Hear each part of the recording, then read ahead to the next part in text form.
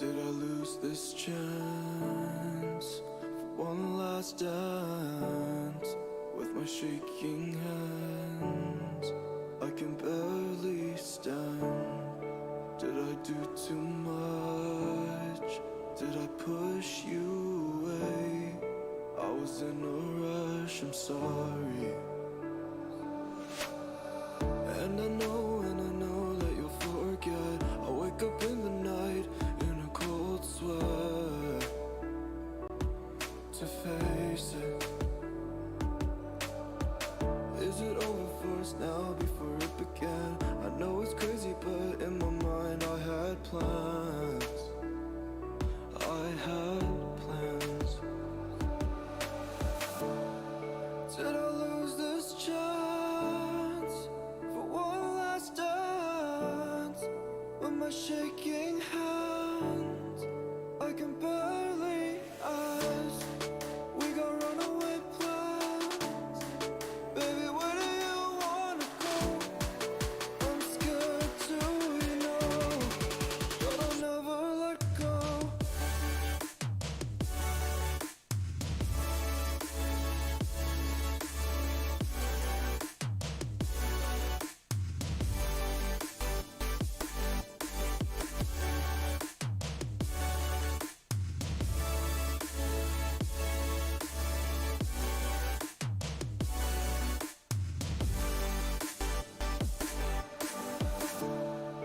Will I find you somehow?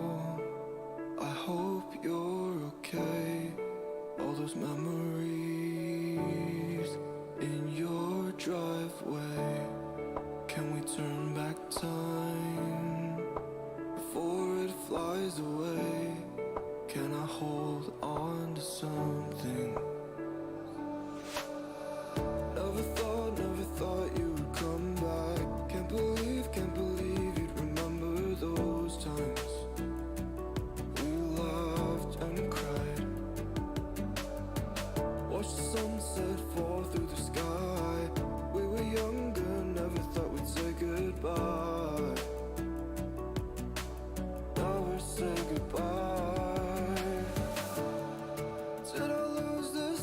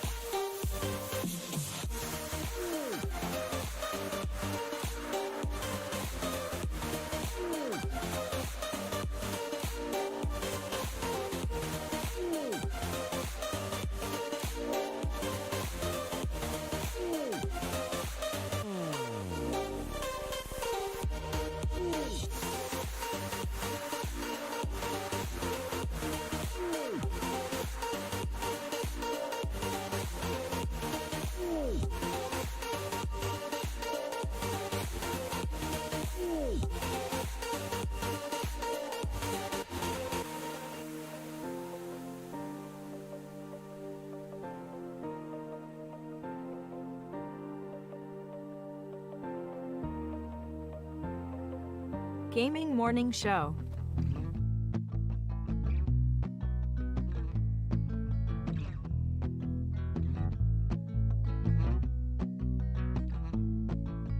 Tell your friends, tell your mom, Gaming Morning Show is on. Wait. Austin, your mom is here? No. Why did I look over where Bob is? Austin, your mom is here? Is she over there? I sure hope not. Is she in the box? Whoa. I haven't seen her in like 2 days. Get out of here, Beelin. I just got the new marble tile installed and you'll mess up the grout. Besides, like our friend Oh Guitar Boy said, Sorry, KK. it's time for the clinically acclaimed Gaming Morning Show. Or should I say, award-winning. And we have a clip of the year, friends. It is the Lost City of D live. Glad we won. Woo! Burp, burp, burp. Kiki Lowe is in search of something. I need a D that works. There's the D. Searching in the universe because the D is currently broken. Gaming Morning Show won clip of the year. Oh my gosh. But don't you dare expect to put that Chris Emye clip, Emye Memorial Clip of the Year trophy in this I box. probably should have prepared something more special. I'm getting the walls repainted soon. Now where to put the chandelier or the bearskin rug? Oh, and the piano, can't forget that. Maybe there is somebody in the world that can help her. Maybe somebody who sings a song. 6 to 9 a.m. Pacific. If you wanna get specific, I couldn't imagine any other place to go than to start the day with the Gaming Morning Show.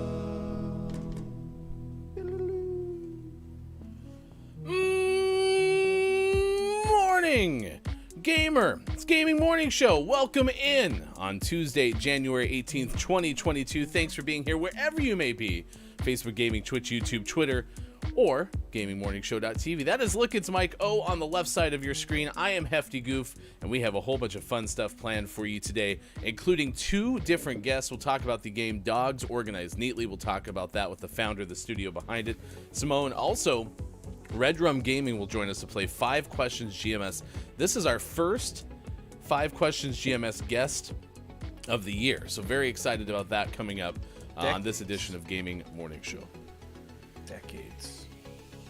Did you just say in decades? Sure did, because it's decades. In the making. Yep, in the making. Right. Decades in the making, of course. Good morning, Mike. Hey, what's up, buddy? How you doing today? Doing pretty okay. I'm going to have you send me a little bit more if you have that ability. Kate Zaid is here. It's Copia is here this morning. K-Laugh, good morning to you. Thank you for being there in the Twitch chat on the streams. Let's see who else around. Scott Chick's been here this morning. 5:53 on the West Coast this morning. Joined Downs for the pre-show, and then are ready to go this morning. Hopefully, K-Laugh's done a lot of applicable research because we're going to need you today, friend. Yeah. And, sorry about that. I was doing some voicey stuff last night, and I was recording, so I had my gain turned like way the heck down. So hopefully it sounds better. But I'm doing great today. I did something funny popped into my brain though. So yesterday I was running about 2 hours of sleep and I felt wide awake. Today I'm running on about 8. And I could go back to bed. So weird. It is. So the moral of the story is my sweet spot is apparently 2 hours. I think it's one of those short-term, long-term things, right? You can do the 2-hour thing for a couple days and probably be fine. The long run. I don't know if that's a good. And then suddenly you're like, like all the time you're just out. I had the opposite experience last night. We talked about Sean's not here. There's COVID running around that household, and we were around said household, so now we're wondering if it's in our household. Well, last night, my wife started to not feel great, and so there was a lot of time spent clearing throats and blowing noses and stuff, and so I slept on the couch.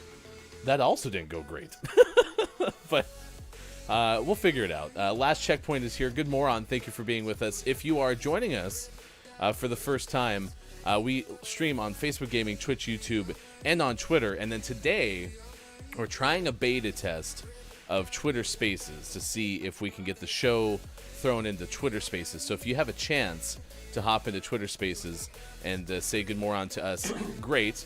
If you like hanging out in Twitter Spaces and you want to watch the show, jump in our chat, you can by going to Facebook Gaming, Twitch, YouTube. Easiest way is our website, gamingmorningshow.tv. Today is National Winnie the Pooh Day, National Michigan Day, and this is where the days of the day start to blur together, because you have ties to Michigan, and my brain swears that we've done Michigan Day less than a year ago. I'm going to guess that it was probably about a year ago. Really?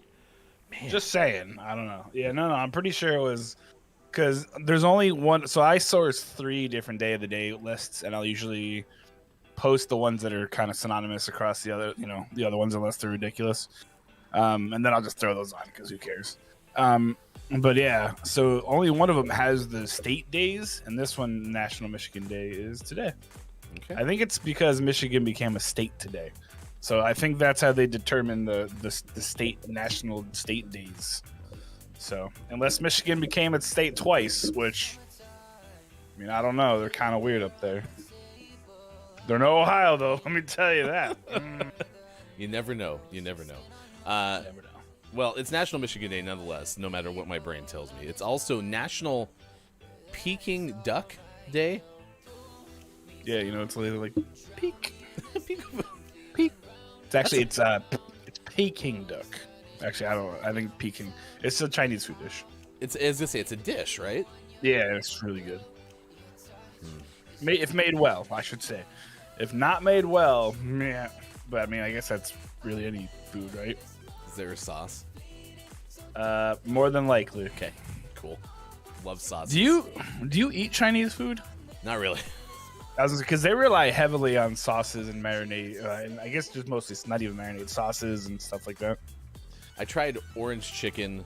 That was pretty okay, but it was still kind of too saucy. And so then I shifted to, and we mostly order Thai food, so I guess we're talking about something different. But we had ordered a fried rice with crab, and that was pretty okay. Yeah. Okay. There's not a lot of sauce in that. Yeah, there wasn't. There's not like a drop of sauce. In fact, it's probably very, very dry. So it's just well. That's because you're supposed to put sauce on it, like duck sauce or soy sauce or sauce or yum sauce, whatever, eel sauce, whatever kind of sauce you want. Fun. Hefty is so wrong. It's also National Gourmet Coffee Day. Now, this is a day I can get behind because I love gourmet coffee. I love crappy coffee. I love coffee in the morning. I love coffee at night. I love coffee at supper time. When coffee's on a bagel, you can have coffee anytime. Have you ever tried coffee on a bagel? Be kind of soupy. So. Yeah, I'm curious. It's also. I had a bagel for breakfast. I should have poured coffee on it. What were you doing? Like a normal human being, why wouldn't you try to pour coffee on it? What are we doing? It's Printing Ink Day as well. I'm assuming that's not you're printing ink, but you're using ink intended for printing. No, I use my 3D printer and I print ink. And I'm like, yeah, use it. No, I would assume so. As opposed to like, I don't know, drinking ink or eating ink or drying ink or ink. Uh-oh. Ink. Yeah. Ink. But today, Mars Attacks. Our topic of the day has to do with National Thesaurus Week. National Thesaurus Week is going on right now. And we are asking you, what is your favorite word for a word? What is your favorite word for a word? Well, think about it. That's what a thesaurus is for, right? You take the word jazzy, and you look in the thesaurus, and you find a new word for jazzy. So you're basically finding words for words. I'm trying to think if there's any that I use that I can think of like on a daily basis. And none come to mind as we go in my pop into my brain, but I can't think of one off the top of my head that I superimpose for another word. If Sean was here, I know Sean uses every opportunity to use penultimate. Yeah, he does. He's very good about penultimate. Every chance. Kate Zaid says, Ryan, you need to get over the sauce thing. You were missing out on a whole lot. I want to make sure I'm clear. I would give it a shot. It's just, it so happens that over the course of my life, things that have sauces tend to be less enjoyed than things that don't have sauces. No, I feel you. I'm the same way with cooked vegetables. If they're like steamed or like slimy, I just doesn't matter how delicious someone says they are. It's not going in this mouth. Yeah. Load last checkpoint or just last checkpoint. It says, "Have you tried duck sauce?" I love ducks. They're so I good. can't say that I remember it. What other applications is duck sauce used for other than Peking duck? Well, you can. I don't know if you've used duck sauce on Peking duck. Maybe, probably. Of course not. The way we always had it, or my family always had it when I was younger, and it might just be because I was a picky eater. Was at the Chinese restaurant they'd bring out like a little tray or a little cup, like the fancy little, like this little thing right here, this little plate, and it had the duck sauce on it, and then they'd bring out those little crispy noodles, and I would dip the noodles in the duck sauce, and then I'd eat it. And I'd honestly have never used duck sauce for anything else. So There you go. The beginning just and the the noodles. end of Maiko's experience with duck sauce. Copia said #coffee and gave us word in the chat. It's a day where absolutely nobody eats duck, and then everybody realizes they never need to eat ducks again. Is that what Peking duck is? Peking duck day? Because the duck eating peaks on this day. As you're eating it, like it opens its eyes and says peekaboo, you're like, oh, I'm done. Nice. Whenever I think of Peking duck, I think of A Christmas Story, because that's what they have when they go to the Chinese restaurant on Christmas, and the lady cuts off the head. Gross. Funny, but gross. Today, apparently, Kopi is going after some pizza. Kate Zaid went with some lentil soup for lunch and dinner tonight. So you're going double lentil soup. That's not bad. Coming up, we have a story about Prince Charming's mannequin and what it was mistaken for. So that's on the way. We have a story about Spider-Man and $3.36 million. And Spider-Man does whatever capitalism can. a rare giant ice disc. Ice disc is out there. I'm a little bummed that you're not seeing it so well. Last time we were talking about discs, it was questionable. Now listen, Dan Patrick Show You taught learn, me one you're a thing in my learner. life: bulging disc. Oh Disc. my gosh. Disc. Axe, thank you for the host on Twitch. We really appreciate those likes on Facebook Gaming. Reactions really help us there, and of course likes on our YouTube page as well, youtube.com/gamingmorningshow. Coming up tomorrow at 4:45 p.m. Pacific time, it is GMS After Dark with Look, It's Mike O. You host the show week in, week out, and you are excited to bring in an in-real life friend for tomorrow's show. What's happening tomorrow? No, I'm kidding. Yes, my Mike's IRL friend Kyle, who I started working with at FedEx, Mike job number, whatever. Go ahead, Bob. Say it. Just say it. I don't think Bob wants to. Okay, fine, Bob. Okay. Fine, Bob. We worked together at FedEx. Mike and job he's- number 1. Got him. He's probably my best friend, and he'll be on tomorrow to play the return of the infamous Law or Not a Law, plus a really fun debut segment after that, which I'm stupid excited about. It's awesome. 4:45 p.m. Pacific time tomorrow on all of these same GMS platforms. I have a Rocket League invite out to you. Oh, you do? I was waiting for that, and then I stopped looking. And then... We're going to have the Gaming Morning Show Morning Gaming News coming up very shortly, and then we are going to have the Birthdays of Stay in Gaming History. Again, Simone joins us at 7:25 a.m. Pacific time. Dogs Organized Neatly is the sequel to Cats Organized Neatly. I was reading the Twitter feed. Doesn't look like there will ever be a Birds Organized Neatly. Sounds like the next game that Simone and the crew do is going to be not another Organized Neatly type game. I think if you go to the studio's page, which this is the link for Dogs Organized Neatly on Steam. If you go to the publisher or the studio page that's associated with that, they have another game that's coming out soon. So we'll try to learn as much as we can about the stuff that Simone and the crew are working on. And then Red Drum Gaming comes up at 8:20 a.m. Pacific time today for 5 Questions GMS. We also have a 5 Questions guest on Wednesday that we'll share with you coming up later on this edition of Gaming Morning Show. That's tomorrow. I know. 2 in a I row. was really hoping that Simone would have a new game out called Mike's Desk Organized Neatly, but I guess it's not gonna happen. Mike's doing that on his own now. No, he's not.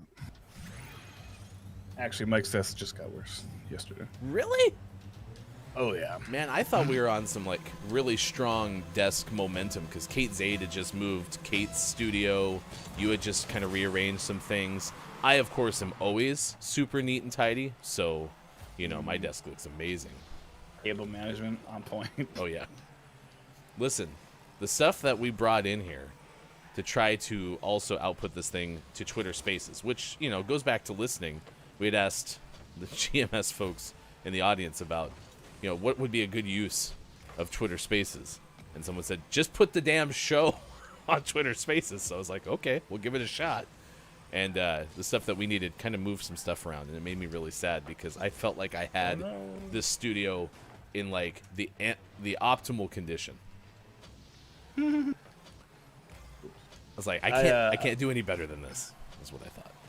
I logged in the Slobs the other day for the first time in a while, and I saw that you could TikTok was an option. I was like, wait, what? Can I slobs on TikTok? Yeah. That's incredible. And it's a pretty low. I think you have to have 100 followers or something threshold to put it on there. On TikTok? Yeah. I've got like 4,500. Exactly. I don't know how, but I do. So yeah, eventually Gaming Morning Show will be on TikTok, and that's a nice thing because it works with Restream too. So That's crazy. Crazy, man. So if you are listening, and I see Downs, Matt Artisan, I saw Gabe Pride was in our spaces, so was Kate Zaid. If you are listening and you can provide us some feedback, how does it sound? We're trying to always broadcast radio in a level that is hopefully loud enough that people can turn it down and still enjoy it, and if it's quiet enough that people can turn it up and not get like their eardrums blown out. So that's kind of the balance you strike when you send something out audio only. Good moron to you, our friend Scroggy or Die is in the chat. Good moron. Down says no one understands TikTok, Mike. Sometimes I make a video where I say hello to my Russian bot friends. I say, no, I don't say hola. Kate, how do I say good morning? Thank you for following me on TikTok. See, you had me. I thought you were going to be able to speak some Russian. No. Ichabod. No. It's a name. You just gotta sound angry. If you sound angry, it'll be fine. Right, Kate? You just gotta be angry. It's like German. Kate Zaid says Twitter Space is the best option for when we want to listen to audio only and not necessarily chat. When I am back in the office, I will be listening to Twitter Spaces. I think it'll work pretty okay. And it is kind of nice because I've been impressed with Twitch audio only. And if you have YouTube Premium, that works pretty okay. But the nice thing about Twitter Spaces is you can sit there and just listen to it while you scroll your Twitter feed, and you don't have to have Premium. I think it'll be pretty okay, but again, we're in the beta testing stage to see how it works. I was trying to find Twitter Spaces and I couldn't. There's your answer if you want to try to read what Kate wrote. Yeah, I got so. Dobre jutra. Spasibo za druzba. I'm just gonna have to log in and say that and see what happens. I'm gonna end up on a list, aren't I? God dang it. Croggy goes, I always want to chat. I love talking. That's my problem too, is I'm really bad at lurking because I always constantly want to say something. Fudge.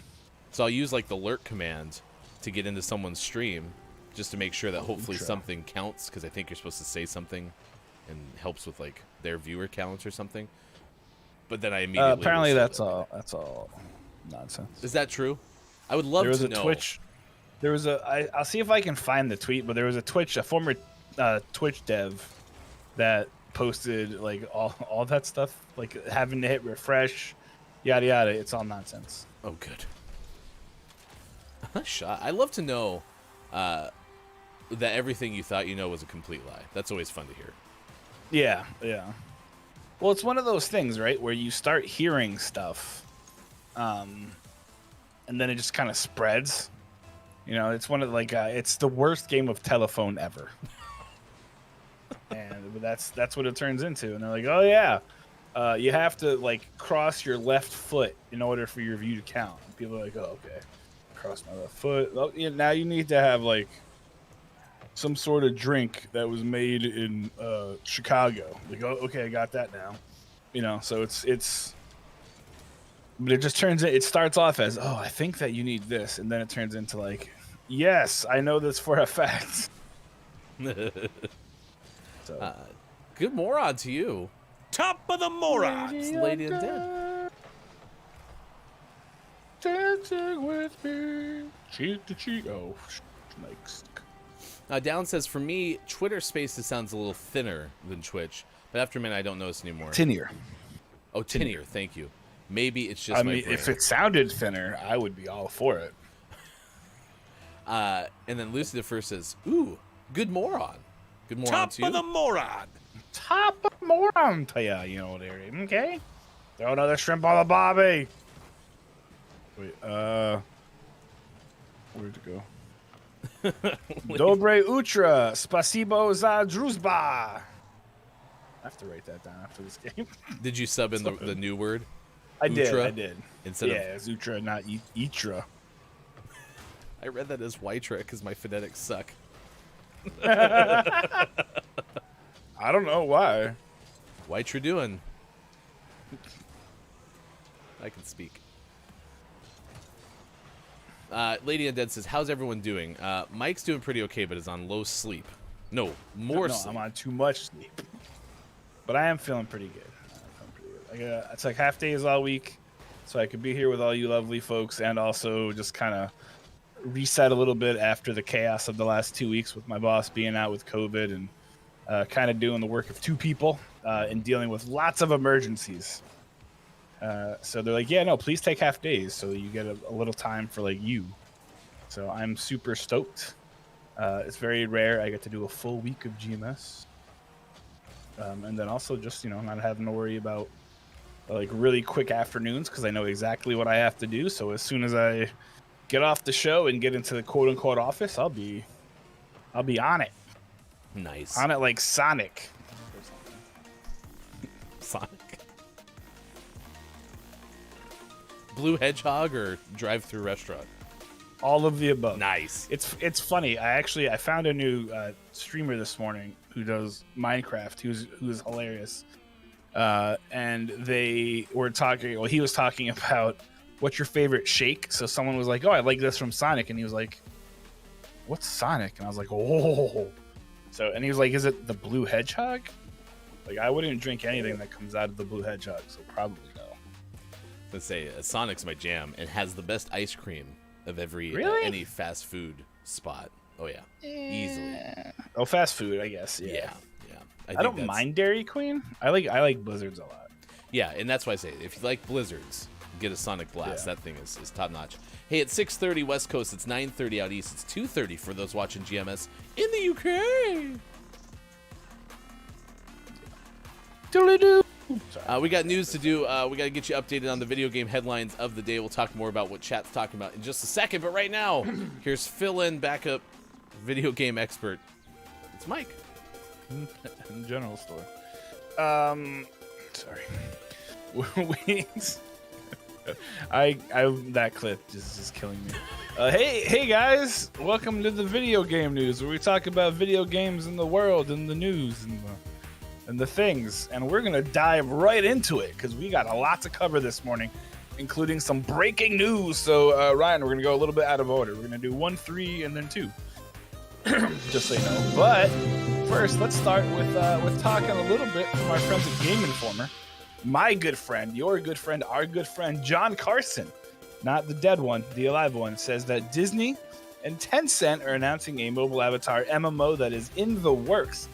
That's right, I know you've been dying for an avatar MMO. Here's the good news for you. Ubisoft isn't the only publisher with its hands in the Avatar franchise. This weekend, Disney and Tencent unveiled plans to release Avatar: Reckoning, an MMO role player that's slated for iOS and Android. So this is a really good thing to play on your morning commute. If you're like in public transit, don't play it while you're driving. Or a Tesla.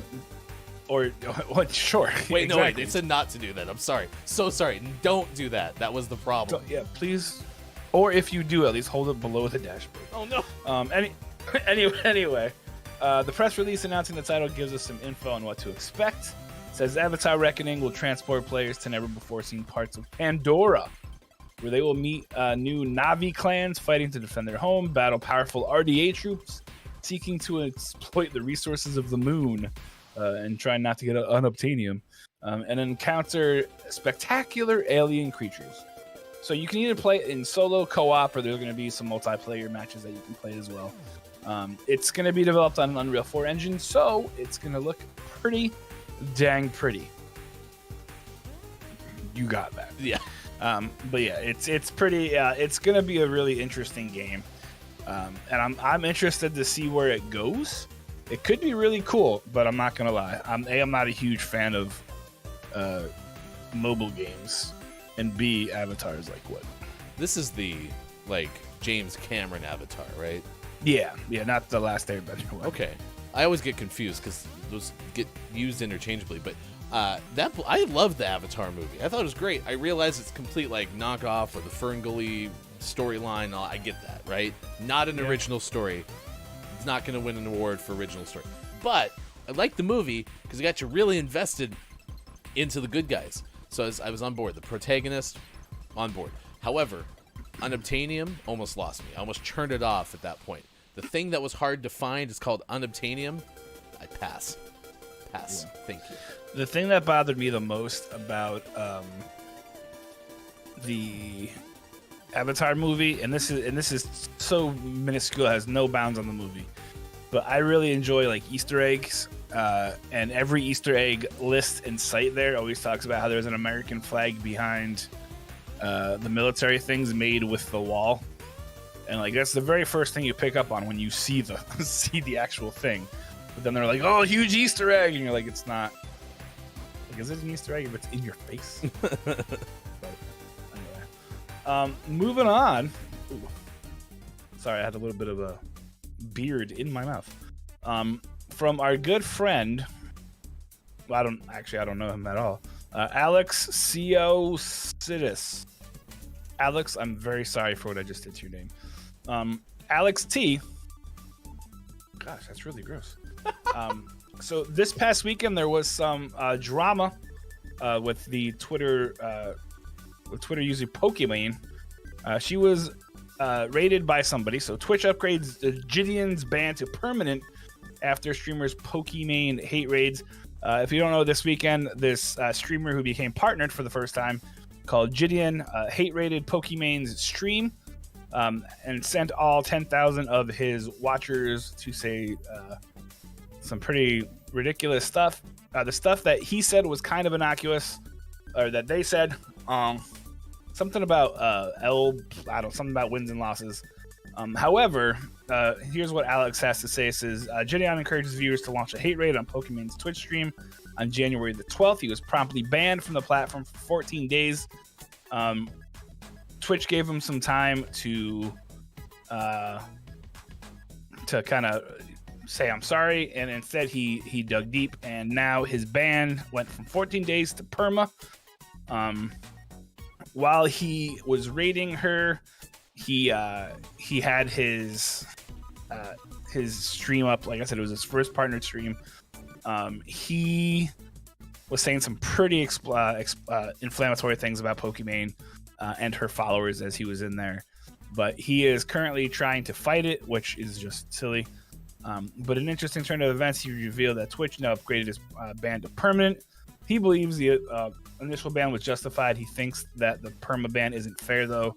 And he explained why. I'm not here to talk about why I got banned because I deserve to get banned, he said. It is what it is. I broke the terms of service. But what I'm here to talk about is that I'm here to ask Twitch to make fair. Basically, what he's saying is he broke TOS by streaming her stream and then talking over it. So that is something that's against TOS. However, Twitch took a stand, which I'm very grateful for, basically saying that hate raids are not okay. So let's get out of here. But yeah, it's really, really annoying. Links in the GMS Morning Gaming News on Twitter as well, if you're listening on Twitter Spaces and want to read that later. Yeah. And then in our final story / stories, you'll see why in a second. According to John Walker from Kotaku, we all know about all of the amazing stuff going on at Activision Blizzard, and by amazing, all the reports that their CEO is still awful, and he's prevented a number of firings that have happened from being revealed. Again, this is from John Walker saying the Wall Street Journal is reporting that not only has Activision Blizzard fired dozens of staff, but that CEO Bobby Kotick has been hiding that information from the public because it might look bad. Says that Wall Street Journal says that more than 36 employees have been let go, while another 40 have been disciplined. Figures that Kotick is alleged to have suggested could make the company's workplace problem seem bigger than is already known. They've confirmed with an Activision spokesperson that 37 people left the company and 44 were disciplined. However, she denied a claim by the newspaper source that 700 reports of misconduct and other issues were filed by staff as a part of the company's current internal investigations. That, I believe, has been verified by a few people, so of course the Activision spokesperson is not going to be like, but it's been revealed that they've had working there has been a hellhole for a long time, and there's a lot of people who are not happy and who are leaving. The John Walker goes on to say it'd be a really good idea if Robert Kotick were to resign immediately in disgrace to give them a fleeting chance to redeem its reputation in the coming years. However, can I get some breaking news? Some breaking news, please.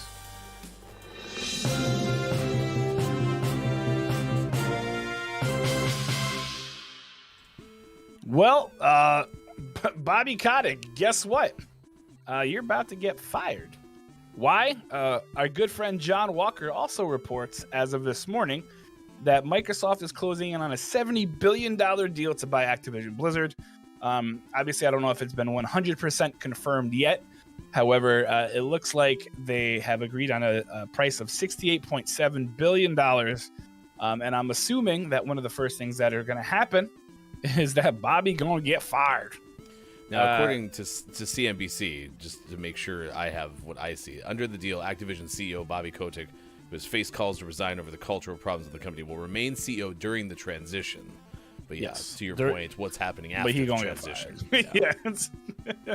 I have a feeling a big part of this transition is going to be figuring out what's real and what's not.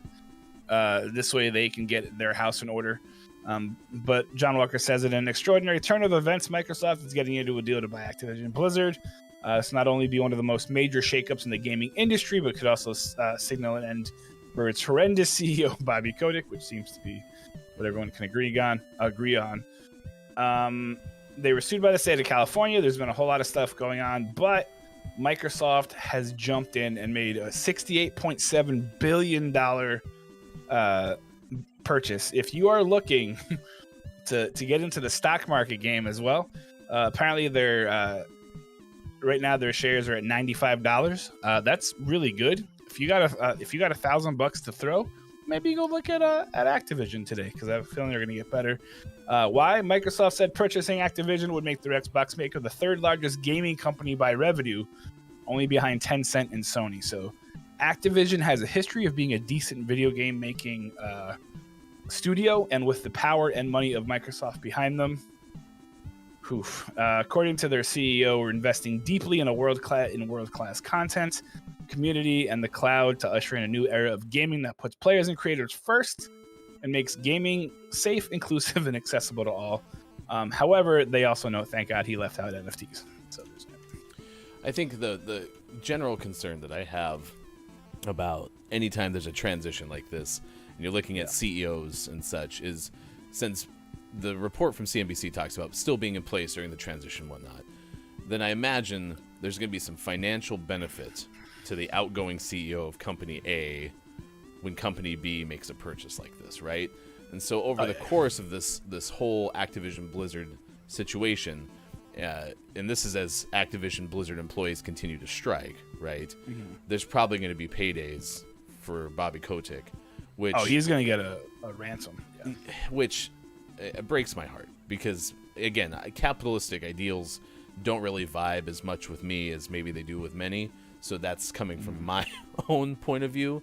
But I would really like to see some sort of way to avoid those kind of payouts when something like this happens. However, let's see what Microsoft can do with this thing, right? Because, yeah, you talked about some of the good things that Activision Blizzard has done from a creation point, right? Yeah, but everything else. Well, now you add Microsoft's abilities behind it. That could be really cool to see what comes out of it. We'll see. And that's the hope, right? Is that these two things combining are going to create a really great atmosphere for gaming. Hopefully, it'll improve the atmosphere within Activision. And then again, you just have the power of Microsoft behind a studio that has the ability to do really good stuff. So, and then of course,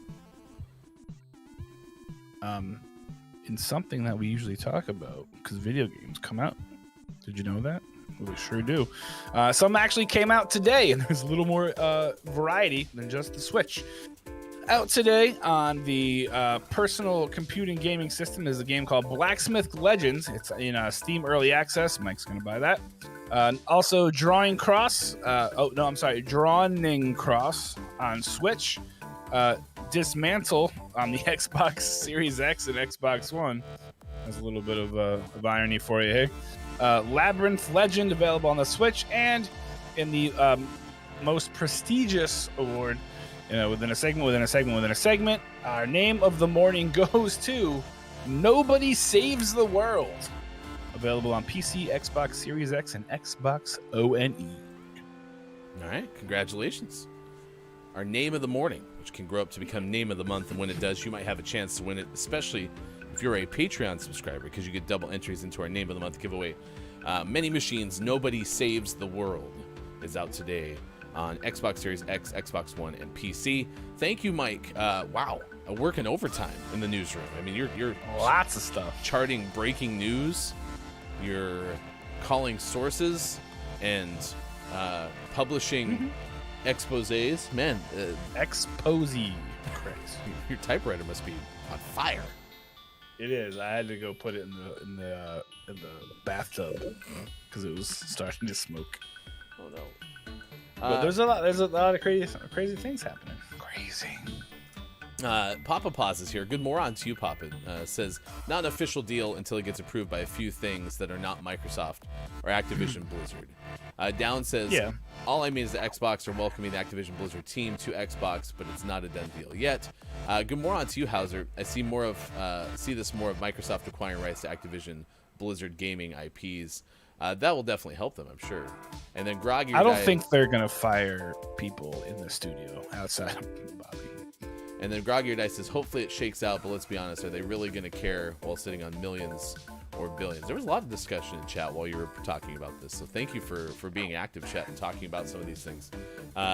We saw Papa Pa's Culty Vibes is here this morning. Good morning to you, Culty Vibes. Culty says, as a COD player, I hope COD doesn't go exclusive to Xbox, but if it does, I hope it lights a fire under Sony to make a competitive game to rival COD under Killzone or SOCOM. Ooh, I love SOCOM. And to answer Groggy's question about will they care, the answer is yes. From everything I understand, I mean, I have friends who have worked for Microsoft as a corporation, and they take decent care of their people. I mean, they don't go to Google levels of taking care of their folks, but especially under the Xbox division, they really take care of their people. So I think that this will be good. I don't see like mass firings for developers. I think it'll add some stability to it, and just to give some folks an idea of the reach that this might have. The games that Activision Blizzard and King put out their big ones are Overwatch, Diablo, Call of Duty, World of Warcraft, Candy Crush, and StarCraft. That's like their headliner. So imagine that with the power of Microsoft behind it. Like, prepare your buttholes for the Candy Crush showing up everywhere. including your dreams. It's now 6:46 on the West Coast, 9:46 out east, 2:46 for those watching GMS in the UK. If you missed any of it, you can check it out on our Twitter @WatchGMS. Hashtag GMS Morning Gaming News. All right, Mike goes on your left. I am Hefty Goof. We have Simone coming up to talk about dogs organized neatly coming up in about 40 minutes from now. You're going to take us on a journey now. Prince Charming has a mannequin, apparently, and according to Megan Baines of Sky News, something happened mistakenly to said mannequin. Sure did. This is going to be your daily PSA for the day. I think that works, right? A pair of feet were sticking out of a rolled up carpet, believed to be a body. Turned out to be a mannequin dressed as Prince Charming. The suspicious object spotted on the M11 motorway prompted a call to Cambridgeshire police, who were deployed to track down the car. When they found the vehicle, they were told by the driver that it was taking the dummy to a themed birthday party. Cambridgeshire police said, when we received a call on Saturday lunchtime to reports the vehicle was traveling along M11 with a pair of feet poking out the end of a rolled up piece of carpet, alarm bells were naturally ringing for the informant in our control room. We managed to track the vehicle down in Angel Grove, Ellie, where our officers discovered there were indeed a pair of feet belonging to a mannequin dressed as Prince Charming, who was on his way to a themed birthday. Oh, no. The force said the driver was given advice to avoid such circumstances again. It added, thankfully, this was a false alarm. Yeah, so make sure you tuck the feet into the middle console of your car, not the window. This is brought to you by Gaming Morning Show. Please help. Please help. Oh, never mind. It's a mannequin. It's fine. Don't worry about it. That's ridiculous. Ridiculous. Hey, you never know when you're in a situation where you have a mannequin and a rolled up carpet, right? So, I mean, it'd be funny, you know, like the big story in the U.S. I remember. I don't know if you guys have it. Do you have HOV lanes out there? A couple, yeah. Oh yeah. So if the big thing was in the late or I guess throughout the 90s, in going into New York and New Jersey, HOV lanes were huge, right? And in order to get in the HOV lane, you needed somebody in the car with you. So there was lots of people who got busted for having like blow up dolls, mannequins, just clothes stuffed with other clothes in the passenger seat. So I wonder if any of them thought about rolling up a Prince Charming dummy in a carpet and seeing if that works. Next time. Yeah. Next time. Lucy the First was here earlier, said new Minecraft streamer hype, and I was bookmarking that to bring up because Lucy has started streaming full time, and it made me think of Look It's Mike O and the Minecraft servers that GMS has. Have you been still spending hours at a time messing around with our Minecraft servers? No. Mike. Yes. Yeah, that's what I thought. I have to be. I'm so grateful for Sean, honestly, because he really. I've liked. I very much enjoy playing it, and I feel like I've kind of reinvigorated my enjoyment for it since I started playing with Sean again on the GMS Plays. Couldn't think of its name for a reason. Plays is so easy. And there is a new season of Minecraft now, especially with Sean not being on the show this morning. Pretty confirmed at this point that we will not be having our special Fudge Village episode tonight of GMS Plays, which was going to be the hope. However, if you would like to participate in GMS Minecraft, you can go to our Discord and click on the Minecraft server information, and then Mike and Sean and all the powers that be can help you out with that. Last Checkpoint says, I miss playing Minecraft, but Monster Hunter Rise has me hooked. I think you and the mayor of the internet, because I keep seeing hearing about Chris M.E. playing it a whole bunch. Well, every time I feel like at midnight, right, when all the East Coasters kind of like scale back and all of his like this coast friends kind of start going to bed, you just see the little Steam notification pop up that says, Chris M.E. has started Monster Hunter Rise, and you're like, all right, well, I'm going to bed now. Shout out to Kage Boy too, because I know Monster Hunter Rise was something that Kage was playing for months. Might still be playing. True. Yes, Kate and Quiet. to your chagrin, perhaps not mine, there will be no Fudge Village tonight. So, sorry. Sean's a little under the weather. If you want me to pretend that I'm playing a game that's scary, I could just like send you some MP3s of noises. If that's helpful. Noises? What kind of noises? Like me yelling "Fudge" or clapping my hands together, because that seemed to be a theme one episode of that damn show. Yeah, that was really weird. I'm not gonna lie. I've never seen anyone do that when they're scared. It's terrifying. But hey, it's fine. So. Oh my gosh. Checkpoint says, yeah, weirdly enough, Chris and I were not friends on Steam, but we finally added each other so we could try and play Monster Hunter together. Well, good luck with that, Checkpoint. Hopefully it'll work out. Yeah, good. Good try. Copia says, it's okay. Next time we will get extra fudge. Instead, Shawnee Pooh needs to get better. Fair enough. In general store. It's now 6:52. Let's do birthdays. This day in gaming history. If you have a birthday to celebrate with us, please let us know, because we would love to celebrate with you.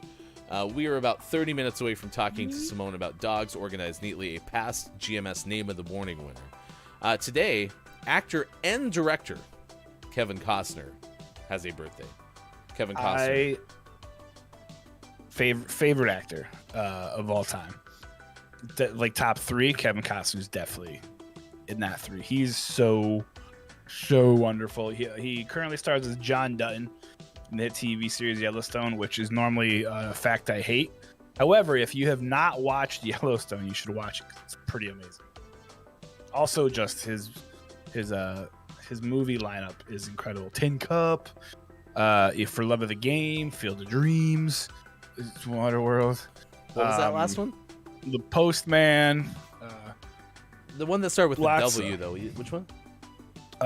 Wayne's World, I believe. It's never fair, because, I mean, listen, you have 80 good movies and one just not so great movie. Well, unfortunately, though, the not so great one is like, it's not like a lot of people say the Postman is one of the worst movies ever made, and it wasn't great. I really enjoy it. Oh, Dances with Wolves. He has a lot of really great stuff. So. Robin Hood. Oh my gosh, Downs, I'm so sorry. Sorry. Top of the moron. Aura is here. Good moron to you. 67 today for Kevin Costner. Also having a birthday today is singer-songwriter Angela Winbush. Turns 67 as well on this January 18th, 2022. American R&B and singer-songwriter, part of the duo Renee and Angela back in the 1980s. Mark Rylance turns 62 as an actor. Sure. He won an Oscar for his supporting role in Bridge of Spies. I'm sure I've seen him in other things as well. I couldn't tell you. Actor and wrestler Dave Bautista turns 53 today. Just so you know, fun fact. I don't know if anyone else knew this. I'm telling you. He appears in the MCU as Guardians of the Galaxy member Drax. First time ever been said. What was there? Really? There was a movie Dave Bautista was in. Wasn't with Jason Momoa? Probably. You know what? He's been in a lot of like B movies. Like straight. If it was the 90s, it would have been like straight to DVD action flicks. Not the B movie. Not just like a B movie. Yeah. Actor Jesse L. Martin is 53. I remember Jesse distinctly from Rent when that came out. Was also NYPD Detective Ed Green on Law and Order and Captain Joe West on The Flash. Oh, okay. I love Jesse Martin. The other two I've never watched, but I used to watch The Flash before it got bad. Actor Jason Segel turns 42 today. So funny. Actual fun fact, he was on the basketball team in high school. It's probably because he was tall, which he's referenced numerous times. How tall is he? Do you know? I know he's like 6'4", 6'5". Okay, I was gonna say I know he's referenced that for sure. Maybe he's only 6'1". I don't know. Let's find how tall. How tall is Jason Segel? Not Statham. He's like 5'1". He's 6'4". Yeah, so he's a pretty tall guy. He's pretty tall, but he's a tall boy. Get it? Good beer. Yeah. Originated the role Tom Collins copy on Broadway for Jesse L. Martin. Rapper Nice. Estelle, British rapper, singer, songwriter, actress, producer from Hammersmith, West London turns 42 today. Rapper Estelle. I think most known for her song with Kanye about the American boys. Ooh. That's all I got. And then actress Ashleigh Murray turns 34 today. Super fun. She's originally from Kansas City, Missouri. I'm sorry, Ashley. Can someone please look up a fun fact? Sure, yeah, I got birthplace. Does that work? Yeah, sure.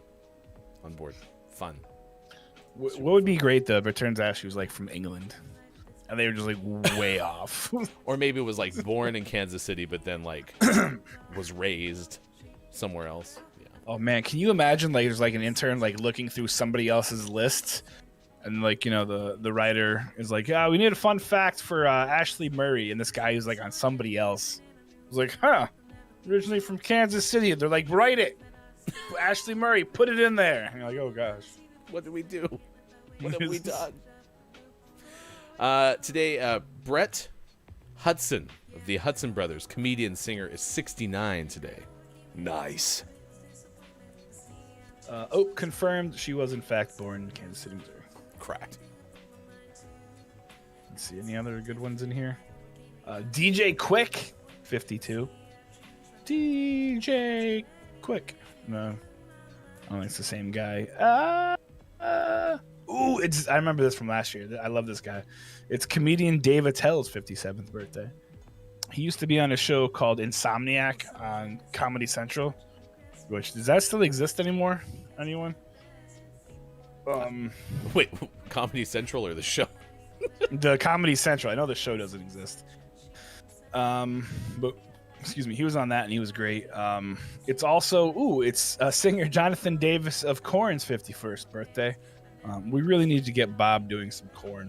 So that would be great. And then I fully 1000% remember this day from last year because it is singer Christian Burns' birthday of BB Mac. He was 48. And when I said that, I proceeded to sing, "Baby, set me free from this misery. I can't take it no more. Since you went away, nothing's been the same. Don't know what I'm waiting for. Here I am, so alone. And there's nothing in this world I can do until you're back here, baby. I miss you, want you, need you now." Yeah, I don't know why, but I can sing like all of Back Here from BB Mac. No, I had no idea. That was beautiful. I did see them with Britney Spears, though. That was pretty fun. You apparently weren't alone. Last Checkpoint also loved Insomniac. It's hilarious. Dave Attell is, he's grossly inappropriate. However, he is really, really funny. If you're looking for a comedian and you need some laughs, look up some Dave Attell stuff. Copia says, Korn's new song is a bop. Korn has new music? Who cares? I mean, I liked Korn back in the day. Who cares? I thought they were bad. 20 years ago. They have a new song? 20 years? I guess it was been about Yeah. 20 years. I used to get so mad because Got the Life would always beat out Britney Spears on TRL. It made me so upset. Last time the Cowboys won a Super Bowl, I had bought my Korn CD. So that was for you, Mike. Because Groggy was in here, or not Groggy, Quiet was in here earlier talking smack about your Eagles. We have sports coming up in about an hour from now. You got Tom Brady. We've got Jalen Hurts. Shut up. This day in gaming history, THQ releases the Punisher video game for PlayStation 2 and Xbox in 2005. And then in 2011, which if I was ever to sit down long enough to focus on a single-player game, I'd probably try to play one of these. Sony released Little Big Planet 2 for PlayStation 3. Great. Have you ever played the Little Big Never. Planet games? Haven't. I think they're Sony exclusive, though, since Sony put it out. But That's semi problem. I mean, I watched Sean play a little bit of it, and it looked like a lot of fun. It would have been a perfect PlayStation portable game if that was still a thing. So, all right, Groggy's here, Quiet, K-Laugh, Copia, Les, Checkpoint, Lady Undead, and many, many more in our chat. Thank you so much for being here. We are on Facebook Gaming, Twitch, YouTube, Twitter, and today doing a beta test of Gaming Morning Show on Twitter Spaces. So thanks for everyone who's checking that out and can give us some feedback.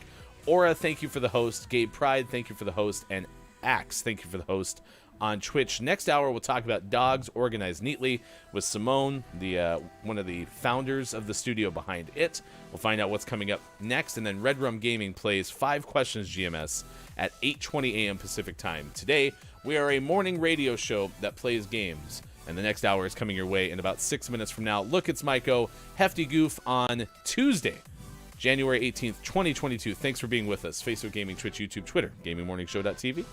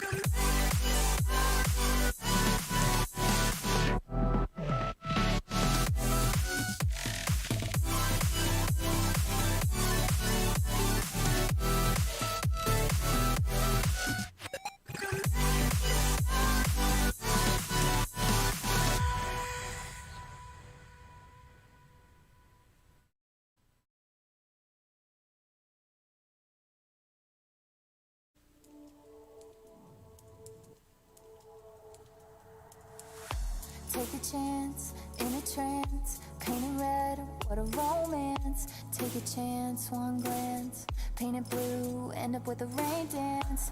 Just a bit stronger, an honor and a monster. Yeah.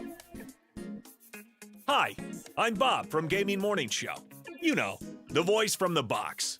As the proud owner of an amazing voice, I, like many of you, am familiar with the amazing voice of our friend Austin Attack. Her very popular music is available as a points redemption on her stream at twitch.tv/AustinAttack12.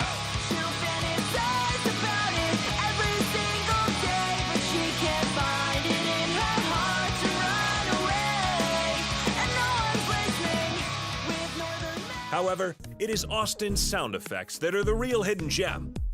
So today, we are offering you the greatest sound effects ever created by Austin Attack.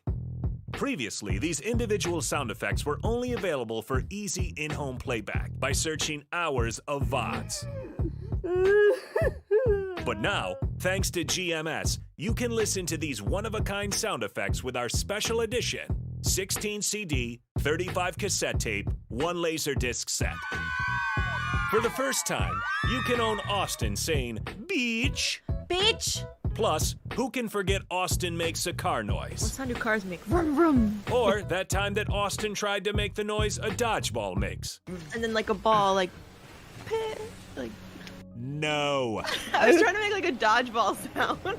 And if you order now, we'll include the best of Grimm sound effects at no additional charge. Oh, yeah? Hi, Grimm. Get the best of Austin Attack's special effects collection by sharing random cat pictures in our Discord. Please keep in mind this collection is fictitious, and you'll never actually receive anything, except our love. And isn't that better anyway? Order your collection. Austin Attack. Songs for the beach. Beach. By calling 555, put it on a pancake, or visit our website, GamingMorningShow.tv. Our fulfillment department is standing by, which means you'll probably never see anything. They're so fired. Waves of love stand by, yeah. Feeling calm inside, yeah. Can't find this anywhere, anywhere. Yeah, I want this longer. Won't find this anywhere, anywhere. How I've always wondered. Yeah, I want this longer. Won't find this anywhere. How I've always wondered.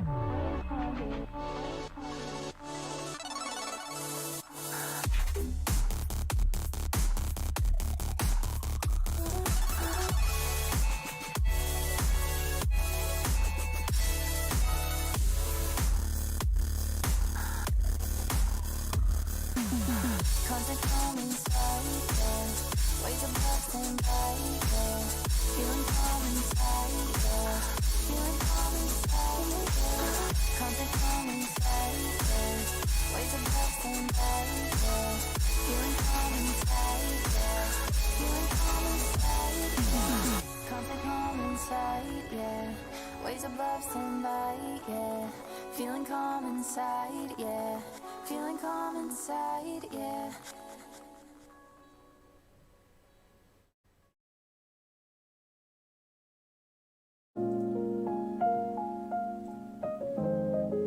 Coming up on Gaming Morning Show, today's interview and sports.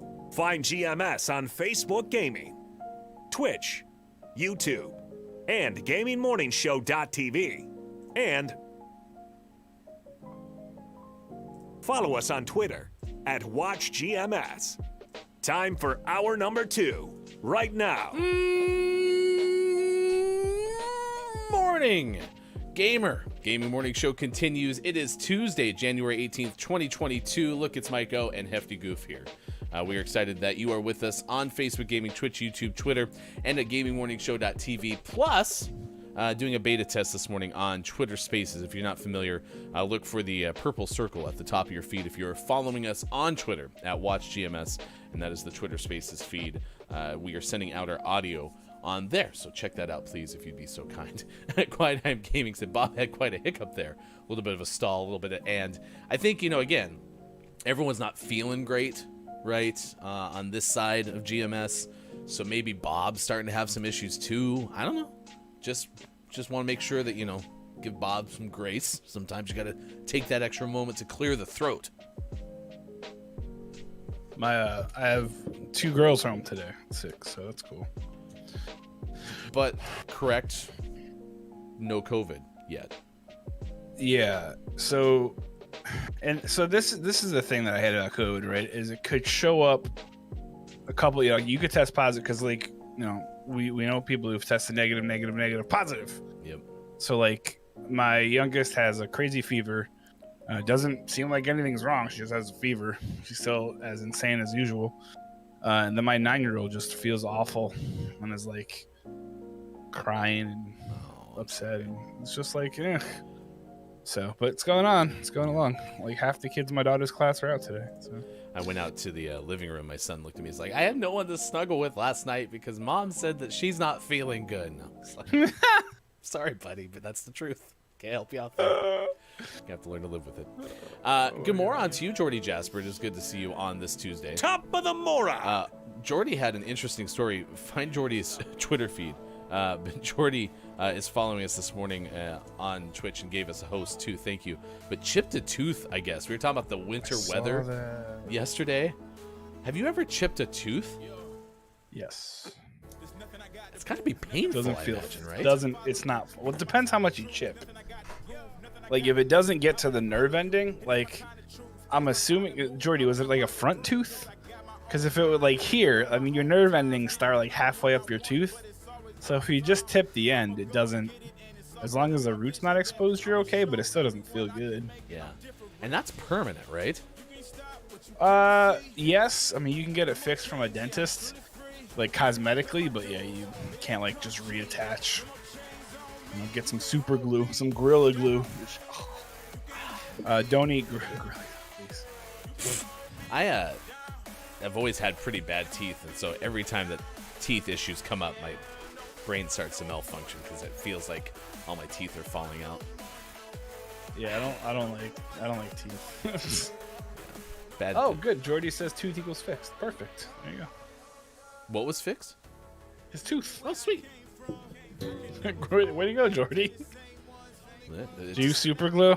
I hope you didn't use super glue. or I said chipped tooth is painful. I bet. I think I chipped like the bottom of one of my front teeth, but like very small chip. And if Yeah. you're telling me that's halfway up, it wasn't even close to the roots. So,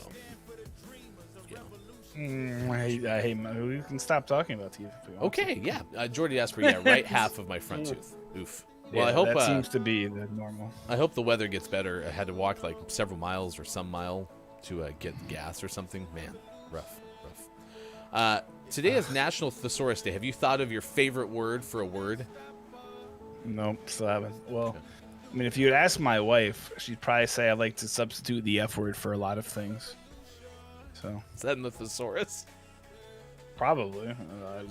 Kate laugh. Assume so. Are there swear words in the Thesaurus? Oh boy. I mean, actually, that would make some logical sense to have in there so that people could understand it. Since really their definition is basically other words. I guess all definitions are other words, though. So Exactly. I like to replace F with lots of, or you can replace lots of things with the F word. all right, fine. we're going to have Simone join us talk about dogs organized neatly. After that interview, we're going to tell you who our 5 questions guest is for tomorrow's GMS, because we're already going to talk to Red Rum Gaming coming up later on today in this edition of Gaming Morning Show. So stick around. 2 interviews coming up on this Tuesday show. Also, on the way, we have a story to share about Spider-Man and a record for a sale of a comic page. Also, all hail, this is a headline from Gizmodo, all hail the rare giant ice disc. All hail. Slow and steady. That's how you say that word. It's also National Winnie the Pooh Day, so if you want to do t-shirt, no pants, that's your option today. National Michigan Day, National Peking Duck Day, Printing Ink Day, and National Gourmet Coffee Day. Don't drink your ink, just so you know. And don't 3D print your ink. It won't work. It'll break your heart. So. Yeah, it hurts. Let's see. Caleb says, Thesaurus.com lists 18 synonyms for fudge. Only I don't mean fudge. Wink. Wink. What? Oh boy, that's ridiculous. Kate Zaid says, T-shirt, no pants, how I live my life every day. Apparently Kate Zaid's been rehearsing for the role of Winnie the Pooh Kate Zaid's whole life. She just takes it in stride. She's like, you know what would be perfect? Just do this. All right, cool. If you go to Kate Zaid on Twitch, there's a link to Ko-Fi. And if you go to Coffee, which is also Ko-Fi, which is also Koi-Fi, or something. There's lots of names for it. There's a shop available where Kate is selling wares, so check it out. I also almost set up my Dr. Squatch site thing on my page yesterday, my webpage, but then I lost interest and did something else. Does anyone have my Dr. Squatch soap? Mike O sure does. Tell us more, Mike. Well, if you are interested in the Dr. Squatch soap, you go to drsquatch.com. Actually, no, you don't. You go to, I guess you can now. But if you go to drsquatch.com, you can order your Dr. Squatch soap. Use code DISCBRICK10 to get 10% off of your first purchase of $29 or more, or $20 or more. Or if you use Disc Squatch 10, you get 10% off of your first subscription. At some point on my website, lookatmygo.com, you can go there if you want. It's empty, but eventually there'll be things on it. Good things, I promise. Thanks a lot, Mike. You're welcome. There'll be some information about Dr. Squatch and some other cool things you can buy. They've got a lot of really cool stuff out, and this isn't me trying to super plug them. It's me if you like smelling nice. They have some They're in the deodorant game now, and they have some really good smelling deodorant, especially citrus. The citrus one. I prefer Bay Rum personally, which is right here on my desk, in case I forget my deodorant in the morning. That was what you were Which holding up does yesterday. happen. Was the deodorant, right? Or Yeah, just now, it's I the guess. Bay.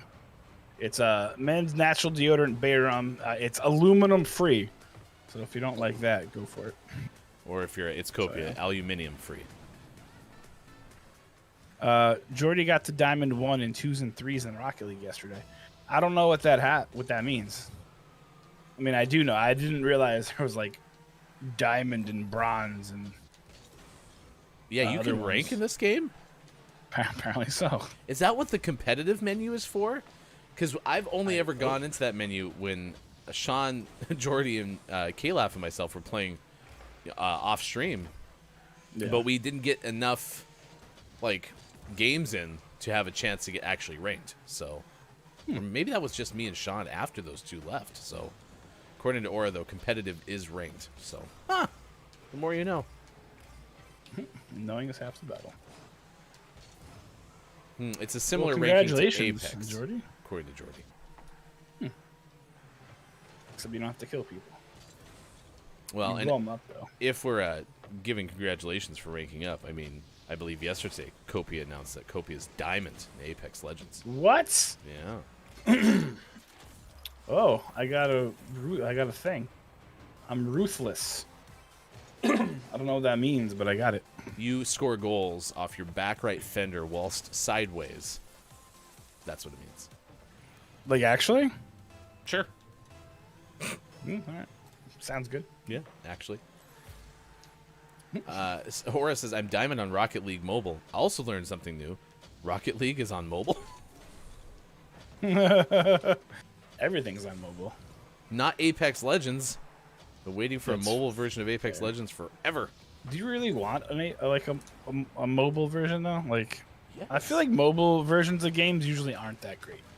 They're not the same as playing it on a console or PC. Yeah. But when you're sitting in your office and you want to play Apex Legends and you have nothing else you can play, a Backbone, Apex Legends would be fun.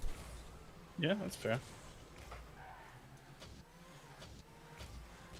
I mean, I'm not buying a PlayStation Portable anytime soon because they don't exist. I think Kate said this, and I noticed as well. Apex on the Switch, not that good. Yeah, I have Apex on the Switch, and the controller, it's too difficult to use with the things on the side. So the only way I can play Apex on that thing is with the extra controller, and I'm not going to pack both of those things around. Like, there's a Pro controller you can get, and that feels more like a PlayStation controller. So I can actually use that thing, plus it has back buttons. So, yeah, I think thank you, Backbone on my Kyle. phone is my plan. You know what? You don't need to use a backbone though. Get one of the cheaper ones because backbones are so expensive. They're like $80. They're $100. $100. Mwah. Not that bad. Kalaf Ruthless, 50 shots on goal while using Merc, Grog, or Ripper cars. Sweet, thanks.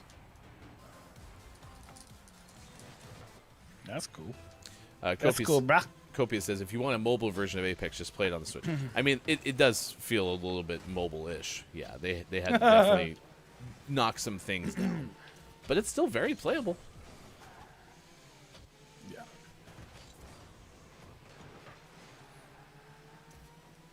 Yeah, I think mobile games, if I had more time to sit down and play them, like more than just like, oh, I have 10 minutes to fill here, I'd probably even do more of them.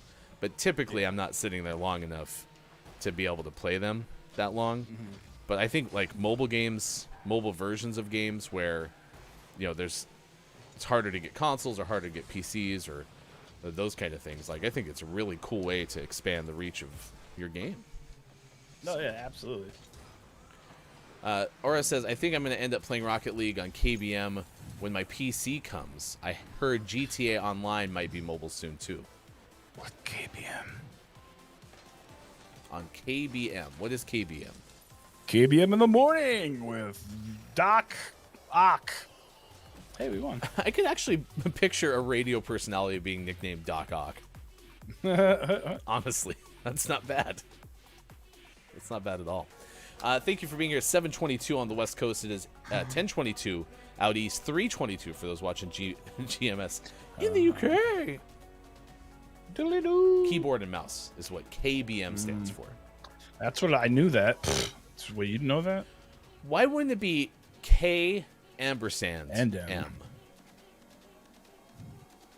I always saw it as KNM, to be honest. See, now I'm worried that K ampersand M is something else entirely.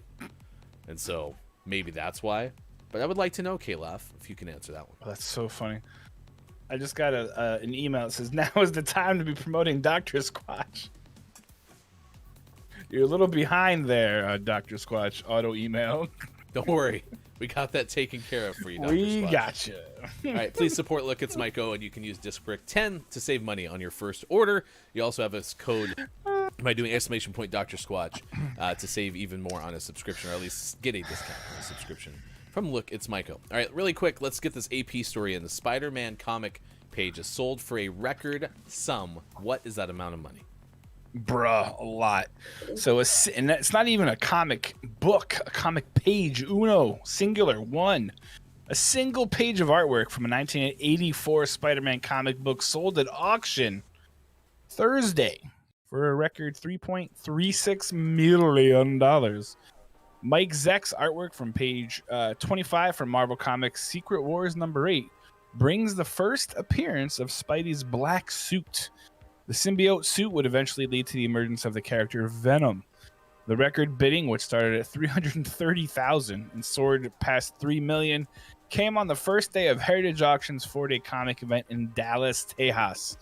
The previous record for an interior page of a U.S. comic book was $657,250 for art from a 1974 issue of The Incredible Hulk that featured a tease for the first appearance of Wolverine. Also, Thursday, one of the few surviving copies of Superman's debut Action Comics #1 sold for $3.18 million, putting it among the priciest books ever auctioned. None of the sellers or buyers were identified. So that Superman's debut Action Comic #1 is thought of by many as like the Grail, but apparently this single page teasing Venom is the actual Grail. $3.36 million. That's a lot. Can you imagine being somebody like the opening bid? Okay, the opening bid is going to be $330,000. You're like, all right, you know what? I've got $400,000 to give up, or even $500,000 to give, like towards this. I'm going to get it, and you're like, they're like, all right, $330,000, and you're, like, yep. And then they're like $2 million, and you're like, oh God, what? That's crazy. There's your story, AP, right there. It's time to talk about dogs organized neatly on Gaming Morning Show.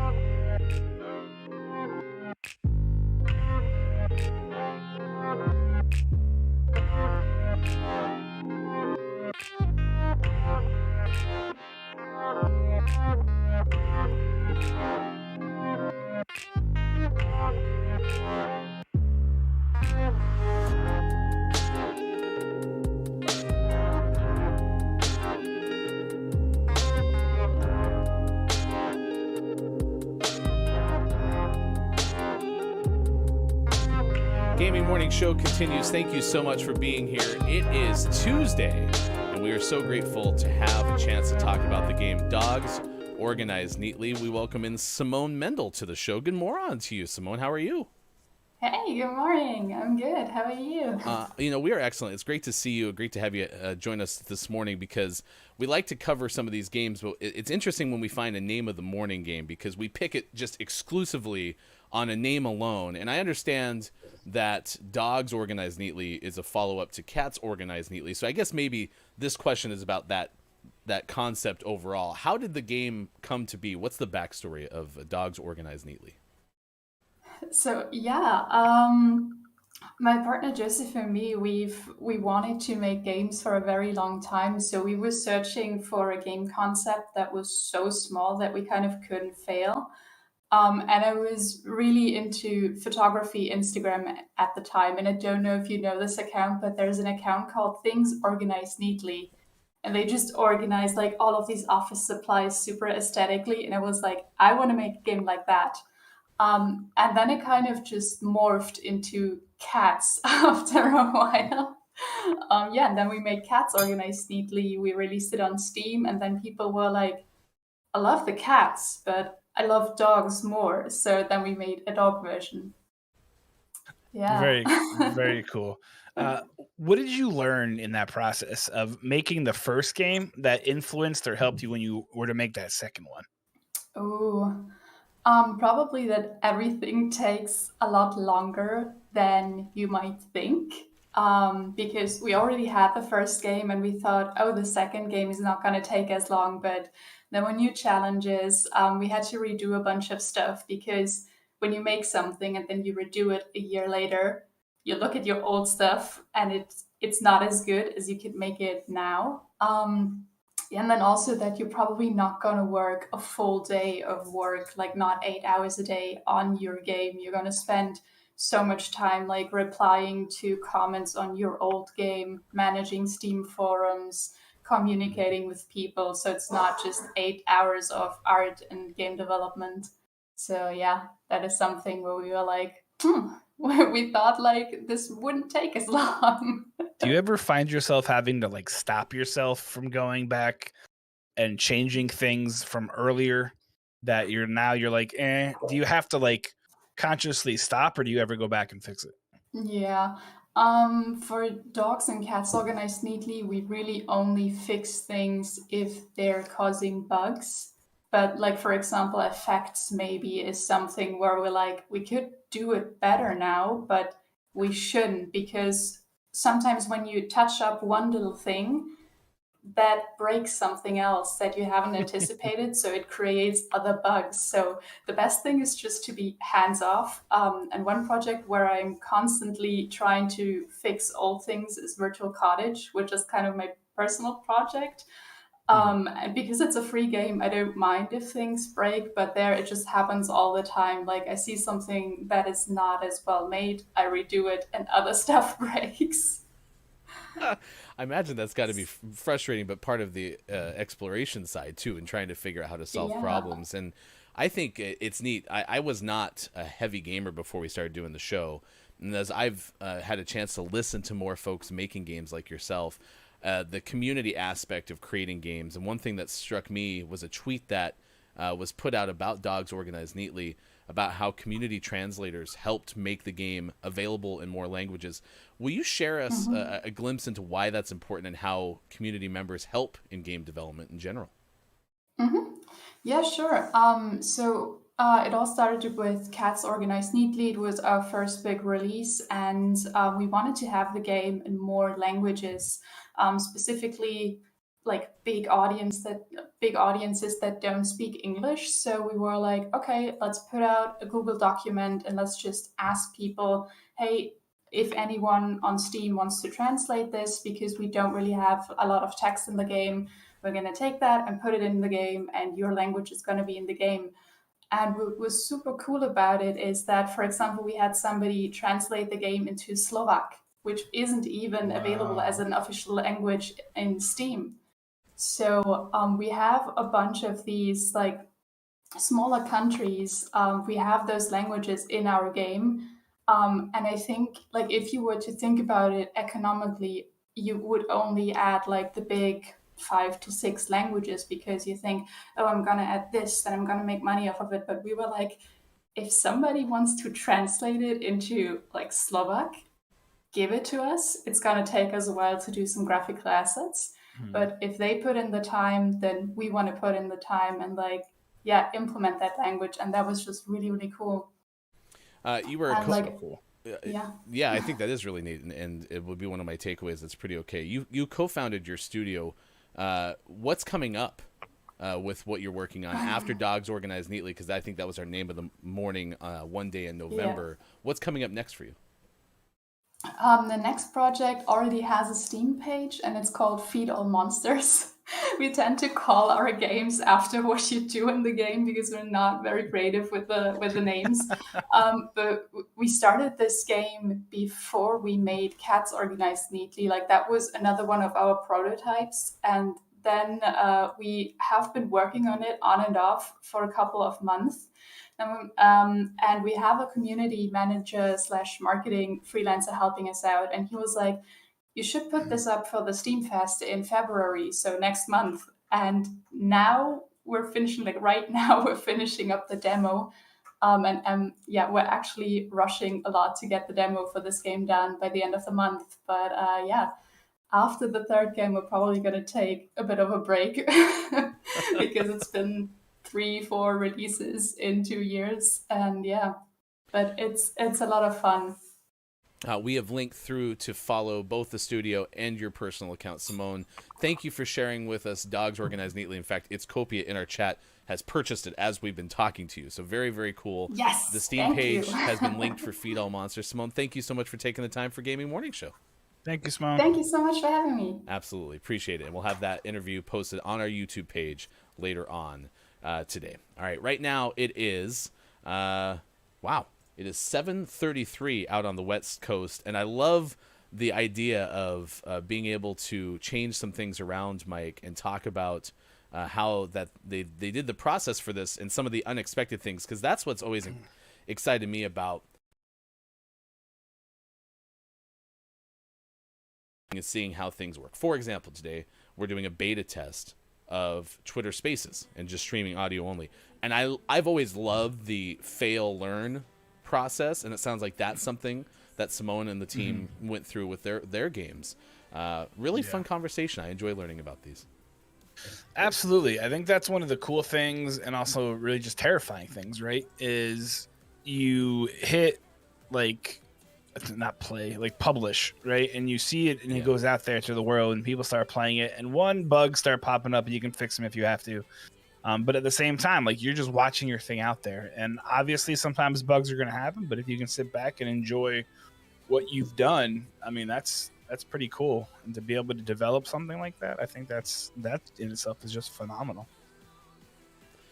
Thank you, Copia, for buying it. Thank you for Kalaf linking Feed All Monsters. That's the next project that's coming out, and we will have the interview on our YouTube page. Please give us a subscription there, if you'd be so kind. YouTube.com/Gaming Morning Show. It's 7:34 now on the West Coast. Now, I mentioned we're going to share with you our 5 questions guest for tomorrow's show, because we have a 5 questions guest coming up next hour as well. Are you ready? Are you ready? Let's get ready to 5 questions. I wasn't going to say the other one because it's rude. Start in the car. We are going to be joined on Wednesday's show by the one, the only Ruggs. Will be here to talk 5 questions and an upcoming stream, 24-hour stream coming up from Ruggs. So we'll talk about what is on tap for the very talented streamer and artist Ruggs coming up on Wednesday's Gaming Morning Show. That'll be at 8:20 a.m. Pacific time tomorrow on these same platforms. You love Ruggs. Nice. Ruggs is fantastic. Her artwork is wonderful. Her streams are so nice and cozy. So that's a good get. Good get got. Yeah, I saw Ruggs was in here earlier, and I don't know if Ruggs ever closed the loop on what Ruggs was eating, because we, of course, have a steadfast rule. Okay, do you remember what it was?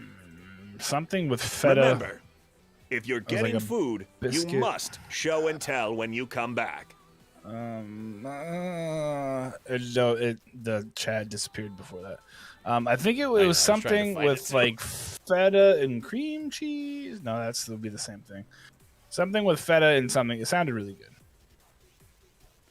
Good morning to you, Drew Mega. Thank you for being here this morning on Gaming Morning Show. Good morning. You're here for Red Drum Gaming. That is coming up at 8:20 a.m. Pacific time. Me Today too. we'll play 5 questions GMS.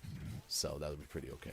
I'm from his community. Happy to be checking you guys out. Yes, if you're here for the first time, we are a morning radio show that plays games. Now, Look, It's Mike O is both a host of Gaming Morning Show, is also the host of GMS After Dark. So if you're not able to join us weekdays at 6 a.m. Pacific time for this show, you can tune in Wednesdays at 4:45 p.m. Pacific time for GMS After Dark with Look, It's Mike O. What do you have planned for your Wednesday show tomorrow? So tomorrow we are going to welcome my IRL friend Kyle, who is not a Twitch streamer, however, who is my IRL friend. And he'll be on, and we're going to play the highly loved, anticipated, some sort of game that people actually liked, and we're going to bring back called Law or Not a Law. Dun, dun. Done. No suit. And then after that, we're going to write some letters. It'll be fun. I'm really excited for tomorrow. To who? Yeah, you'll see. Okay. All right. Good moron. Top of the moron. To you, hey, it's Brendan_TTV. It's great to see you this morning.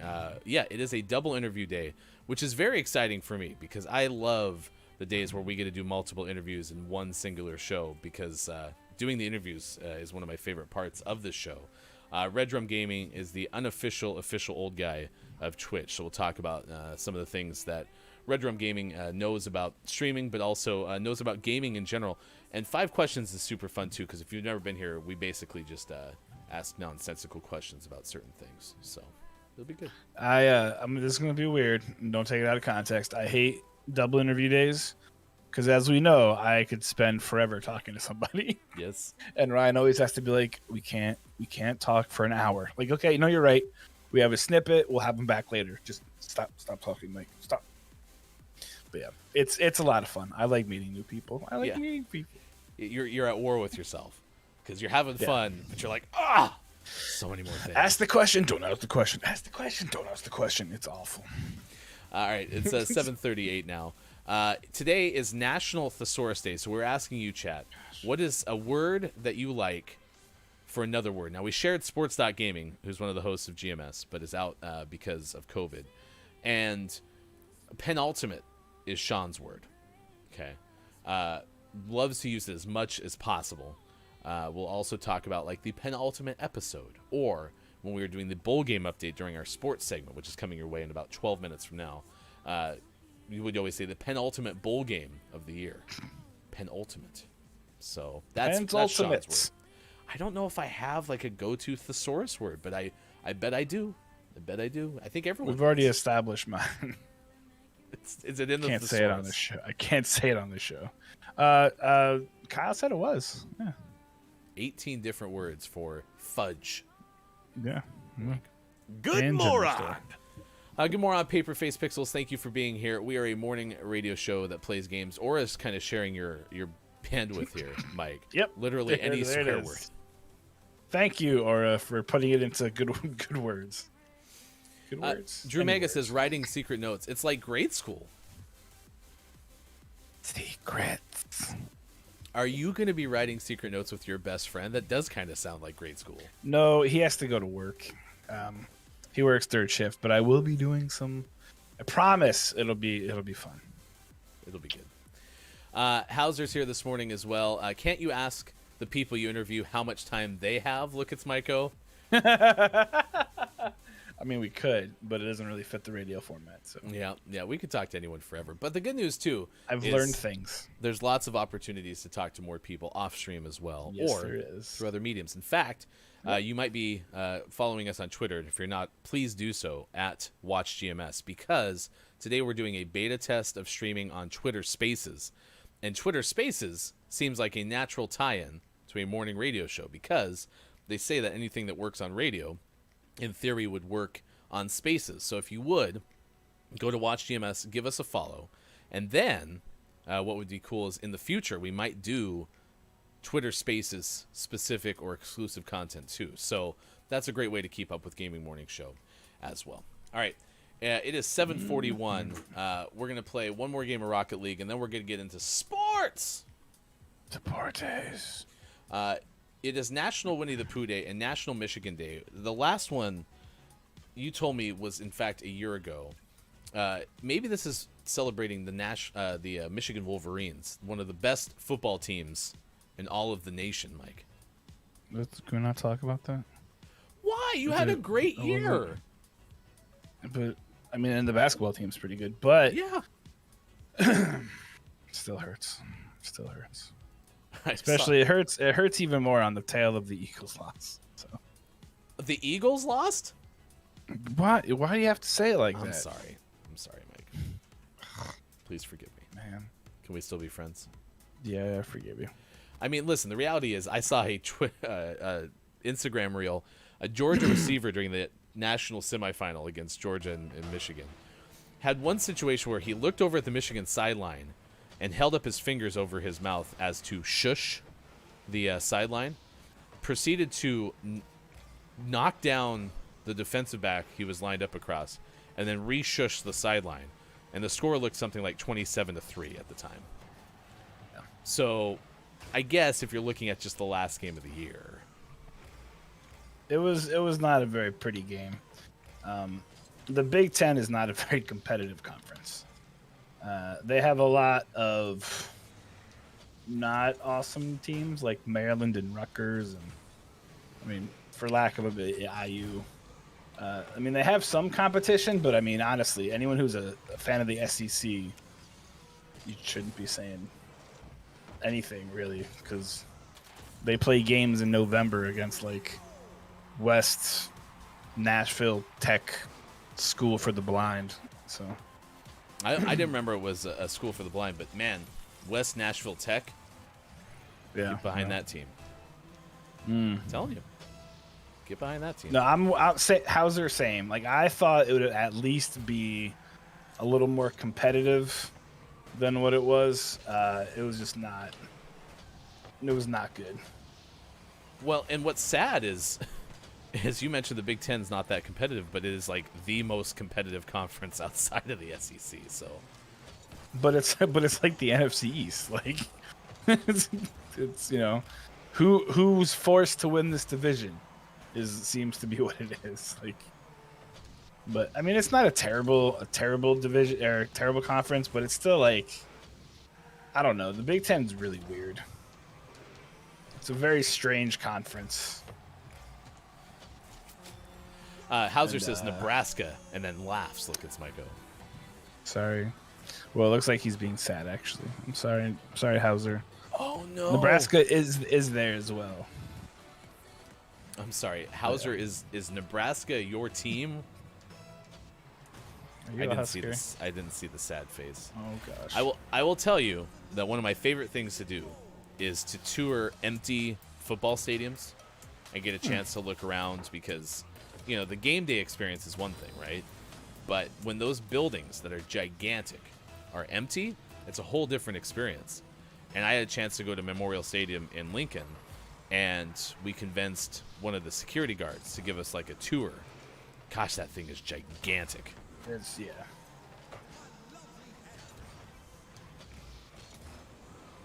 I've never been into the big house, but the first year my wife and I were dating, we drove from New York to Michigan to do like Christmas stuff with the family, and I was like, we need to go past like through Ann Arbor. Like, it's not super in the way, but I'm willing to drive an hour out of the way to go see the big house. And we just drove by it, and at that point I didn't realize that it was like a sunken in field, and I was like, which kind of made it great, because then I was able to kind of get out of the car and see it a little bit better than if it was like a regular field. It kind of gave you an idea of what it looked like, or the scope and the size of it. It was so cool. Yeah, I was able to do Samford Stadium, I believe, is Georgia's stadium, now the National Championship Stadium. Have gone through a whole bunch of stadiums. Went to Fenway Park when it was empty, and that was really cool, too. I have bucket list things, and those are a couple of them. I've been to Wrigley, so I checked Wrigley off the list. And that was really we sat. I took my dad for Father's Day one year, I think 2014,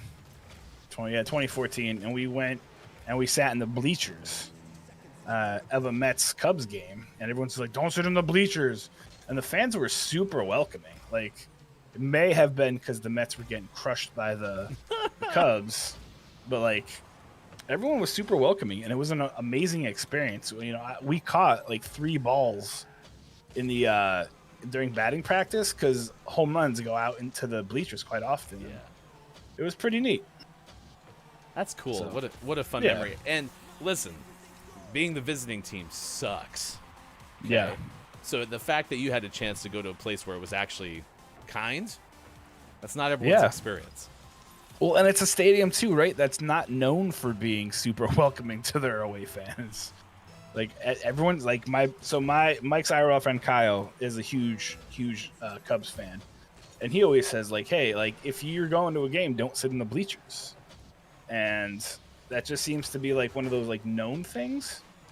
And yeah, I was like, well, we had a good experience, but again, could be because the Cubs were up like 5. It was like 5-0, like the second or third inning.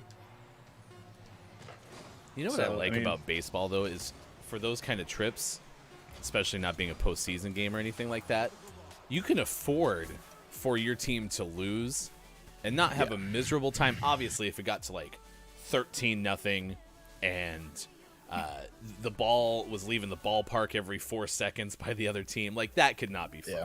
But if you lose like Funny a story. 5-0 game or something, I can't imagine it's that bad. You know what's even worse? And we'll talk about this on the lead up right to sports. Mike's IRL friend Kyle and I went to an Indy 11 game in Cincinnati one night on a Saturday, and on the way back, I had this great idea. The Eagles were playing in Tennessee, so I was like, "Hey," texted Kyle, said, "Hey, let's go to the game tomorrow."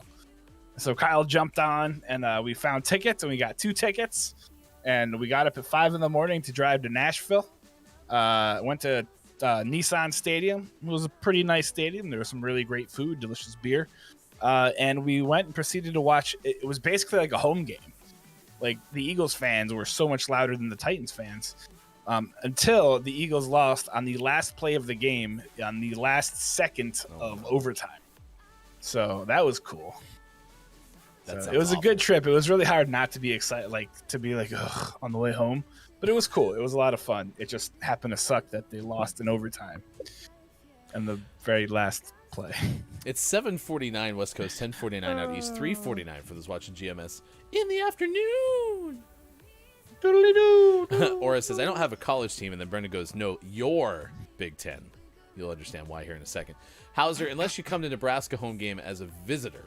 So you're saying that you're not terribly welcoming? Oh, no, says we are known for being quite welcoming to visiting fans. That'd be cool. Yeah.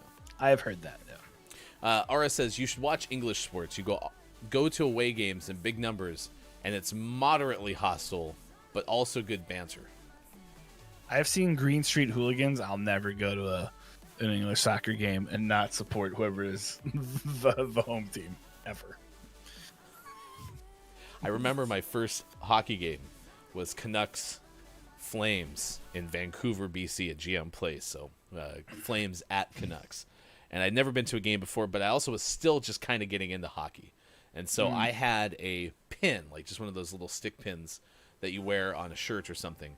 I wore a Flames pin that I used to wear on a name tag. When I worked retail, I would switch out my name tag pin based on who was playing at the time. And so I took that, put it on a shirt, and I was in the section. And the first person who I happened to talk to was like 6'4", and looked at me and said, "Who are you rooting for?" I was like, Cover. Well, nobody. I was like, I kind of root for the Flames, but I'm just here to have a good time, and we'll see what happens, which wasn't too far of an exaggeration. Okay. Yeah. It's just here to have a good time, see what happens. Flames fall behind 1-0, but in the second period, score like 2 goals in 90 seconds to take a 2-1 lead. And there was a group of about 3 or 4 Flames fans, about 4 rows ahead of us in our section, with a gigantic Calgary Flames flag and kitted out in the sweaters and everything. Just started to kind of make a ruckus. And all of a sudden I look around, and security is matriculating to our section. Oh, no. I got a little bit nervous, I'm not going to lie.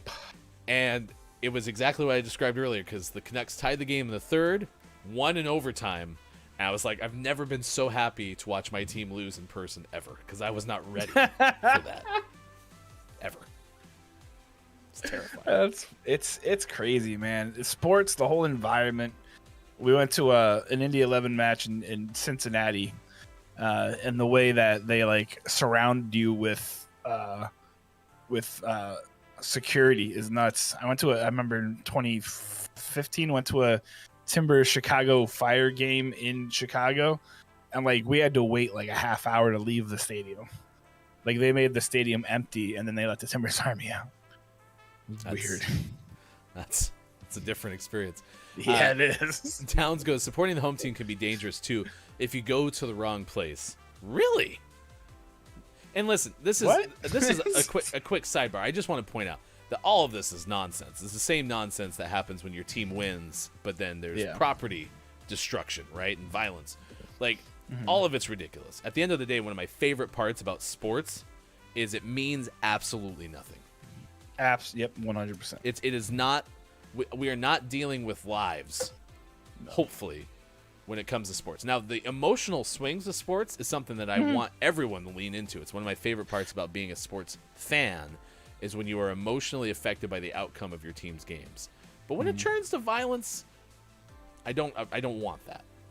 And that's such a minority too. That's the other big thing to remember, is that there's like 1 in 10,000 that happens. But those, I mean, you're not going to talk about like, hey, I went to a Mets game. We all just sat in the parking lot for 2 hours while we drove out. Like that's all. No one talks about that one, but you do talk about when you saw the 2 guys fighting in the urinal. Yeah. So, Drew Maga says, "Lol, I'm a Habs fan. That's from and lives in Toronto. So going to a Leafs and Habs game in Toronto is interesting, to say the least. I bet that is interesting. I'm going to shout out Papa Paz, because Papa Paz is also a Canadiens fan. So making connections. Aura says, as we know, I'm a big rugby fan, and every year since 2007, besides 2020 for obvious reasons, we have one round where every match is played in one stadium. It's a big event. In 2017, there was a huge brawl on the stairs next to me, which was fun to watch. But then last year, I went and sat with our local rivals, the other team in our city, and they were all welcoming. Well, how about that? Fans are usually welcoming. I think more often than not, as long as you're not a jerk, they're welcoming. I mean, if you come in and you start like yelling obscenities and saying like you're a word, they're gonna be upset. But if you're just like, hey, I'm just here to watch the game, more often than not, they'll be like, here's a beer. Chill out. You're a word. Good moron. KJ is here. Good moron to you. Brendan says it's funny. Someone that supports the other team tells the same story Mike does, but they're like, quote, and they won in the last play in the last second. It was amazing. No, it wasn't. It was terrible. Or also went and stood with Warrington fans last year, and they all took me in as their own. That's really cool. Oh, those Warrington fans. So hospitable. As a Broncos fan, I've heard rumors that going to Arrowhead Stadium in Kansas City is a pretty fine experience, but they say wear a spare hat, because one thing that the Chiefs fans like to do is take opposing teams' hats and put them on the grill. So, yep, that's one rumor I've heard. If it's true, I cannot tell you. Drew Magan, one of the best experiences I've had was when I traveled to Chicago with my family and watched a Sox game there versus our Toronto Blue Jays. The fans there were so welcoming, engaging, so much fun. See? Yeah, that's the norm. Yeah. The exception is when people get a little out of control. You're a word. It's a new phrase. Speaking of sports, your Seattle Kraken in a shootout in a game that I was supposed to be at, but I could not go because of COVID. Stop saying that. You can make yourself sad. I was sad, and it was heartbreaking. My daughter was really bummed. It's okay. It ended in a shootout, so it's not like it would have been exciting or anything. But your Seattle Kraken won 3-2, and your Portland Trailblazers, a 98-88 win over the Orlando Magic. Plus, your Los Angeles Lakers, a 101 win, a 101-95 win over the Utah Jazz. Your team swept the day yesterday, chat. Way to go, everybody. They did so good. Yay, us. What? How about us? Go us. Go your. Meanwhile, Matthew Stafford, 202 yards, 2 touchdowns, had another score on the ground. First playoff victory for Matthew Stafford as the Los Angeles Rams beat the Arizona Cardinals 34-11 to advance in the NFL playoffs. Yeah. I don't What? like the You're not Rams. happy about that one? I don't like the Rams. I like Matthew Stafford, but there's a lot of players on that team who I don't aren't the kindest. They're loud and rude, and that makes me sad. Okay. I want them to be nice. Just be nice. Nah, that's cool. I'm glad Matthew Stafford got a win. I'm rooting for them to win the Super Bowl because Matthew Stafford is a hell of a guy, and I would really like to see him get a ring. So. Now, yeah, that's what I was going to say. Quiet said they now take on my and Superphonics Tampa Bay Buccaneers. So that's your NFC divisional weekend is Packers, Niners at Lambeau, and the Buccaneers host the Los Angeles Rams.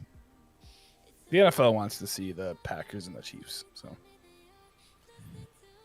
I mean, that's what good old Raj wants. At this point, anyone but the Chiefs, and I'm on board. So let's go. Robert Lewandowski voted the best men's player in the world on Monday, retaining the FIFA award he won last year despite being left off the ballot paper filed by runner-up Lionel Messi. I'm reading something from the Associated Press that I clearly don't know anything about. The Bayern Munich forward overturned the result last month of the Ballon d'Or prize, where he placed second behind Messi, who finally led Argentina to a senior title, the 2021 Copa America. Mohamed Salah of Liverpool placed third. What did I just read? Lots of words. Okay. I don't remember what was the award. Just a footballer of Ballon d'Or prize. Oh, that was they say best men's player in the world. Yes, that went to Lewandowski. He's incredible. He's a great player in the Bundesliga in Germany. Of course, Messi plays in wherever PSG plays. I think it's League One, and then Salah plays in the Premiership for the Manchester United. Perfect. But yeah, no, Lewandowski is one heck of a player. That was very Jim Carrey-esque right there. Loved it. All right. Next hour, Red Drum Gaming plays 5 questions GMS. If you've never seen the game before, we ask 5 nonsensical questions to someone typically in the content creation space. Also, we'll have Gaming Morning Show, Morning Gaming Renews, Clip of the Day, and takeaways that were pretty okay. One last bit of sports before we head into the break. This is a big one. This is a hockey one. This is Mike talking hockey. Ooh. I don't know jack about hockey, but this is big. Tonight in Boston, a player named Willie O'Ree is going to have his jersey retired by the Boston Bruins. 64 years ago, Willie O'Ree broke the NHL's color barrier when he became the league's first best black player. So tonight, they're going to retire his number up there in Boston. But that's incredible. He's the Jackie Robinson of the NHL. So way to go, Willie. Huh. I had not heard that story, so I am happy you shared that. Let me pull up this. That's today, right? So yep, it's going to be it's on my I got it off the ESPN. I'll put the tweet link in there. Yeah, it's a 4:00 Pacific time game, but it looks like it's not nationally televised. So if you have ESPN Plus, you can probably watch it, and that's about it. So, all right, we'll come back with more. Thank you for being here wherever you may be, Facebook Gaming, Twitch, YouTube, Twitter, and also checking out the beta broadcast on Twitter Spaces. Gaming Morning Show will be back on Tuesday, January 18th, 2022. Thanks for being here. Hey, you know you're making me nervous, but I'm still trying to see if you're worth it. I'm feeling out of the league, I'm opening Atlantis. What you're saying to me makes me nervous. Yeah, I'm feeling out of the league, I'm opening Atlantis. What you're saying to me makes me nervous. No, I never learned just how to take a compliment. In my mind they never could be genuine, or they're too rehearsed to be their worth. And I can't tell if it's a spell or if I'm cursed. What's worse, cause you know you're making me nervous. Yeah, you're digging deep,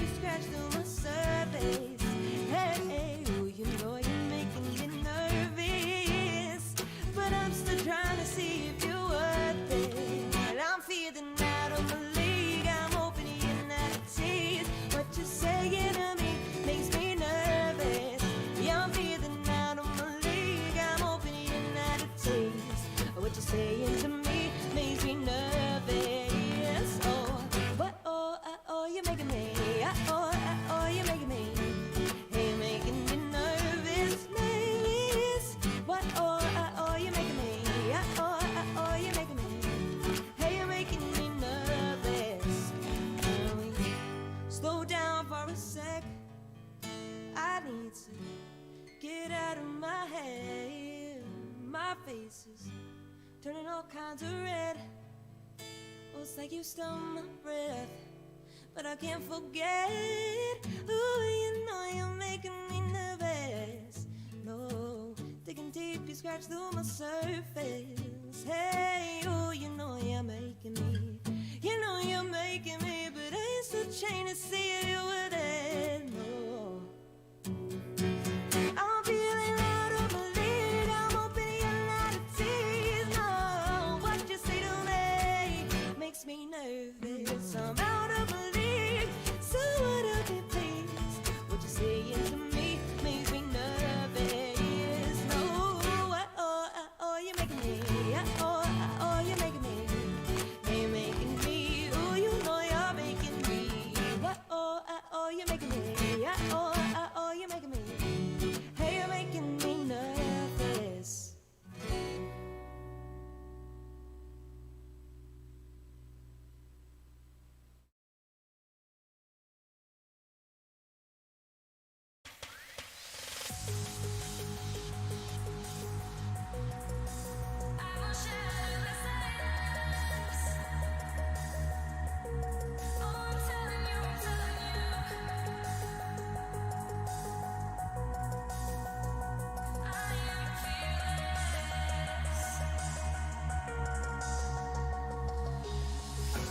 Felt like I was stuck in chains.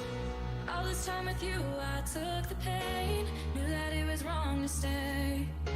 So I told myself I'd walk away. I think I'm ready now, ready now, ready now. And I'm so over you dragging me down. Just wanna let it out, let it out, let it out. Feel so free, gonna shout it out loud. Without you, I'm limitless. There's nothing like you could do to break my spirit or shatter the silence. Oh, I'm telling you that I am fearless. Without you, I'm limitless. There's nothing like you could do to break my spirit or shatter the silence. Oh, I'm telling you that I am fearless.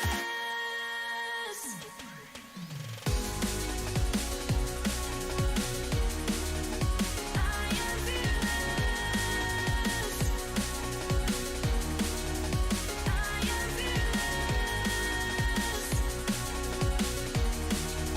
I am fearless.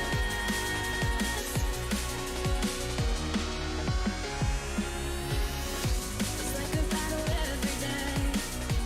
Burning as we watch our feelings fade. You always made it my mistake. I miss myself, I'm not to blame.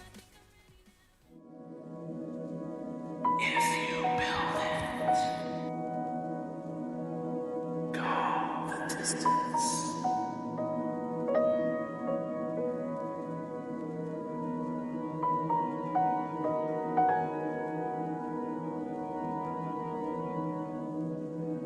If you build it,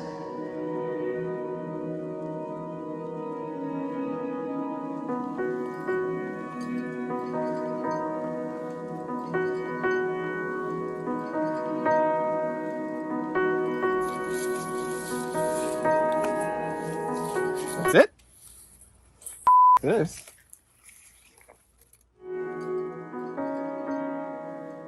that's all you built. Why didn't you build more of it? They're not coming.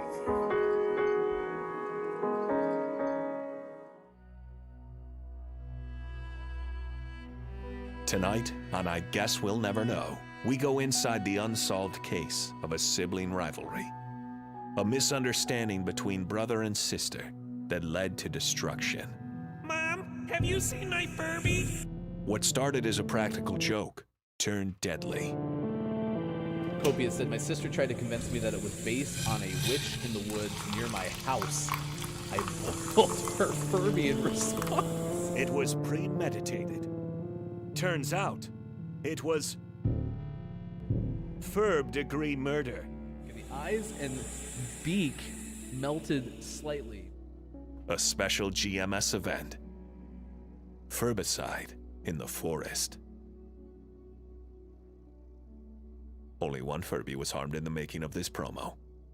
Or was it? The truth is, You can't kill a Furby. It's behind you!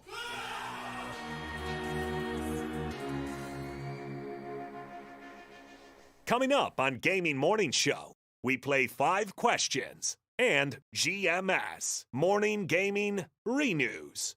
Get ready for your takeaways that were pretty okay and the clip of the day. Join our Discord and coming up on GMS. Follow us on Twitter at WatchGMS. Time for hour number 3 right now. Morning, gamer.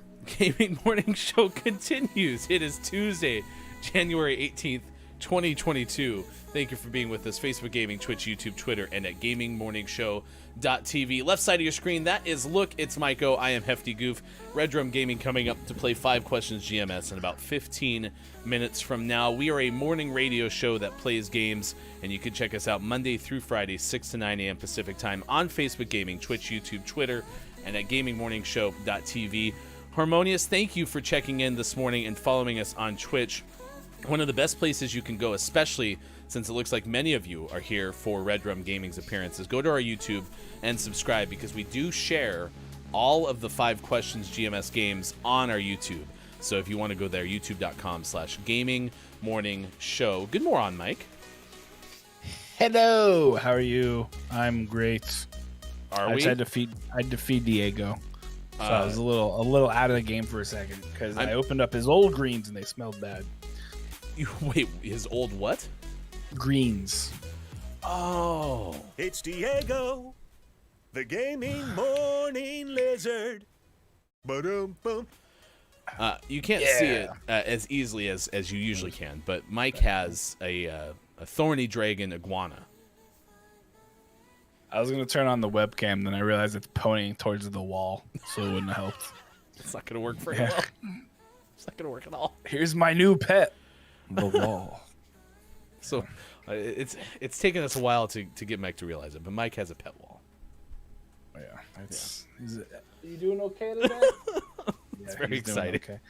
But no, I had to get him his stuff, and I usually separate him because he's very specific with what he can eat. So I opened up his old stuff, and we're getting towards the end. And I don't know if greens are great, but when you have them for a little bit, right, it has this really pungent odor. So I was like, oh, and threw it away. And then I had to dig through the new stuff because we have to buy like a mix, and only like half the stuff he enjoys. So you have to like dig through and be like, nope, yep, nope, yep, nope, yep. So it's a lot of work. But now he's happy. A lot of work for your lizard. I love that guy. I built him the freaking cage. Of course, I'm willing to put the work in. It's true. Sure have. Yeah. Scrapple. Gross. No, he was talking about greens, Bob. I don't know if he likes Scrapple. Have you ever tried to feed him Scrapple? No, he's a vegetarian. Okay. Well, I mean, technically he's an omnivore, but he's mostly vegetarian. We are a 3-hour show, which means now that we're after 8 o'clock on the West Coast, it's time. Welcome in, Final Hour crew. Final Hour crew is here. It's good to see many of you. KJ, Dungeon Master KJ is here. Drew Mega, who's checking us out for the first time today. The Batman, it is good to see you this morning. Thank you for being Rachel? Here. Harmonious Crow, it is good to see you as well. All members now of the FHC. Hello, FHC. Holly is here as well. It's good to see one of our ambassadors. A warm welcome for our Final Hour crew ambassador. Hey, it's Brendan_TTV. You give Brendan a follow streaming on Thursday next. Also, greetings, Final Hour crew ambassador Chris M. Yee. Chris M. Yee is the ambassador of the Final Hour crew as well, and also the widely popular host of Clip M. Yee, which is every other Saturday at twitch.tv/Chris M. Yee. Also has one other moniker. Mayor of the Internet. Sam is here. Good morning to you as well. Thank you for being part of the FHC. Kopi has been with us the vast majority of the morning as well. We've had a lot of fun. We had Simone on to talk about Dogs Organized Neatly last hour, and if you haven't had a chance, check out that game. Mm-hmm. It's available on Steam right now. Aura has been with us. Thank you for the host on Twitch. Hosts on Twitch always help us out a ton. Paper Face Pixels has been here this morning. Hauser here, Quiet I Am Gaming, and many, many others. Thank you for being part of this edition of Gaming Morning Show. Kalaf is our head of research and development and informed us that there are many different ways or words, I should say, for the F word in the Thesaurus, because today is national or part of National Thesaurus Week, and that's Mike's favorite word. With thesauruses? Allegedly, what the thesaurus? According to Look It's Wifo, Mike likes to use fudge a lot. I superimpose that in for a lot of things. What the fudge? Ah, fudge. Fudge, go here. I don't know why I would say that one, but I don't understand that one now, either. Just cause. My favorite part of the Simone interview is when she announced the sequel to Dogs being organized, and that's Mike's desk being organized. How's that working out for you? Great. There's part of my desk open right here. You gotta see what I can put there. Got you. What's on Mike's desk? Lots of stuff. There's this little ball thing that you like squeeze. It's a game. Look at this. The canned air is still here. It still works. Let's give it a little. You're supposed to use that to clean things, Mike. It's not just supposed to be I decoration. did. No. But I clean my keyboard a lot. What else? There's a fan on my desk. My work computer's on my desk. A bunch of perler beads are on my desk. Those are like the fusion bead things that you fusion together. I prefer using cold fusion for my fusion beads. It's like the nuclear kind, it's fine. That reminds me of Jordy's joke the other day. What's the one word you don't want to hear in nuclear physics? Oops. So good.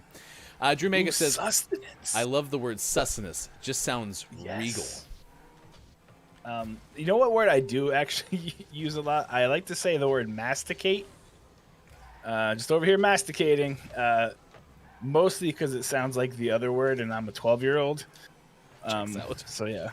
However, Mega, I use sustenance quite a bit as well. And my 14-year-old daughter is always like, "What are you talking about?"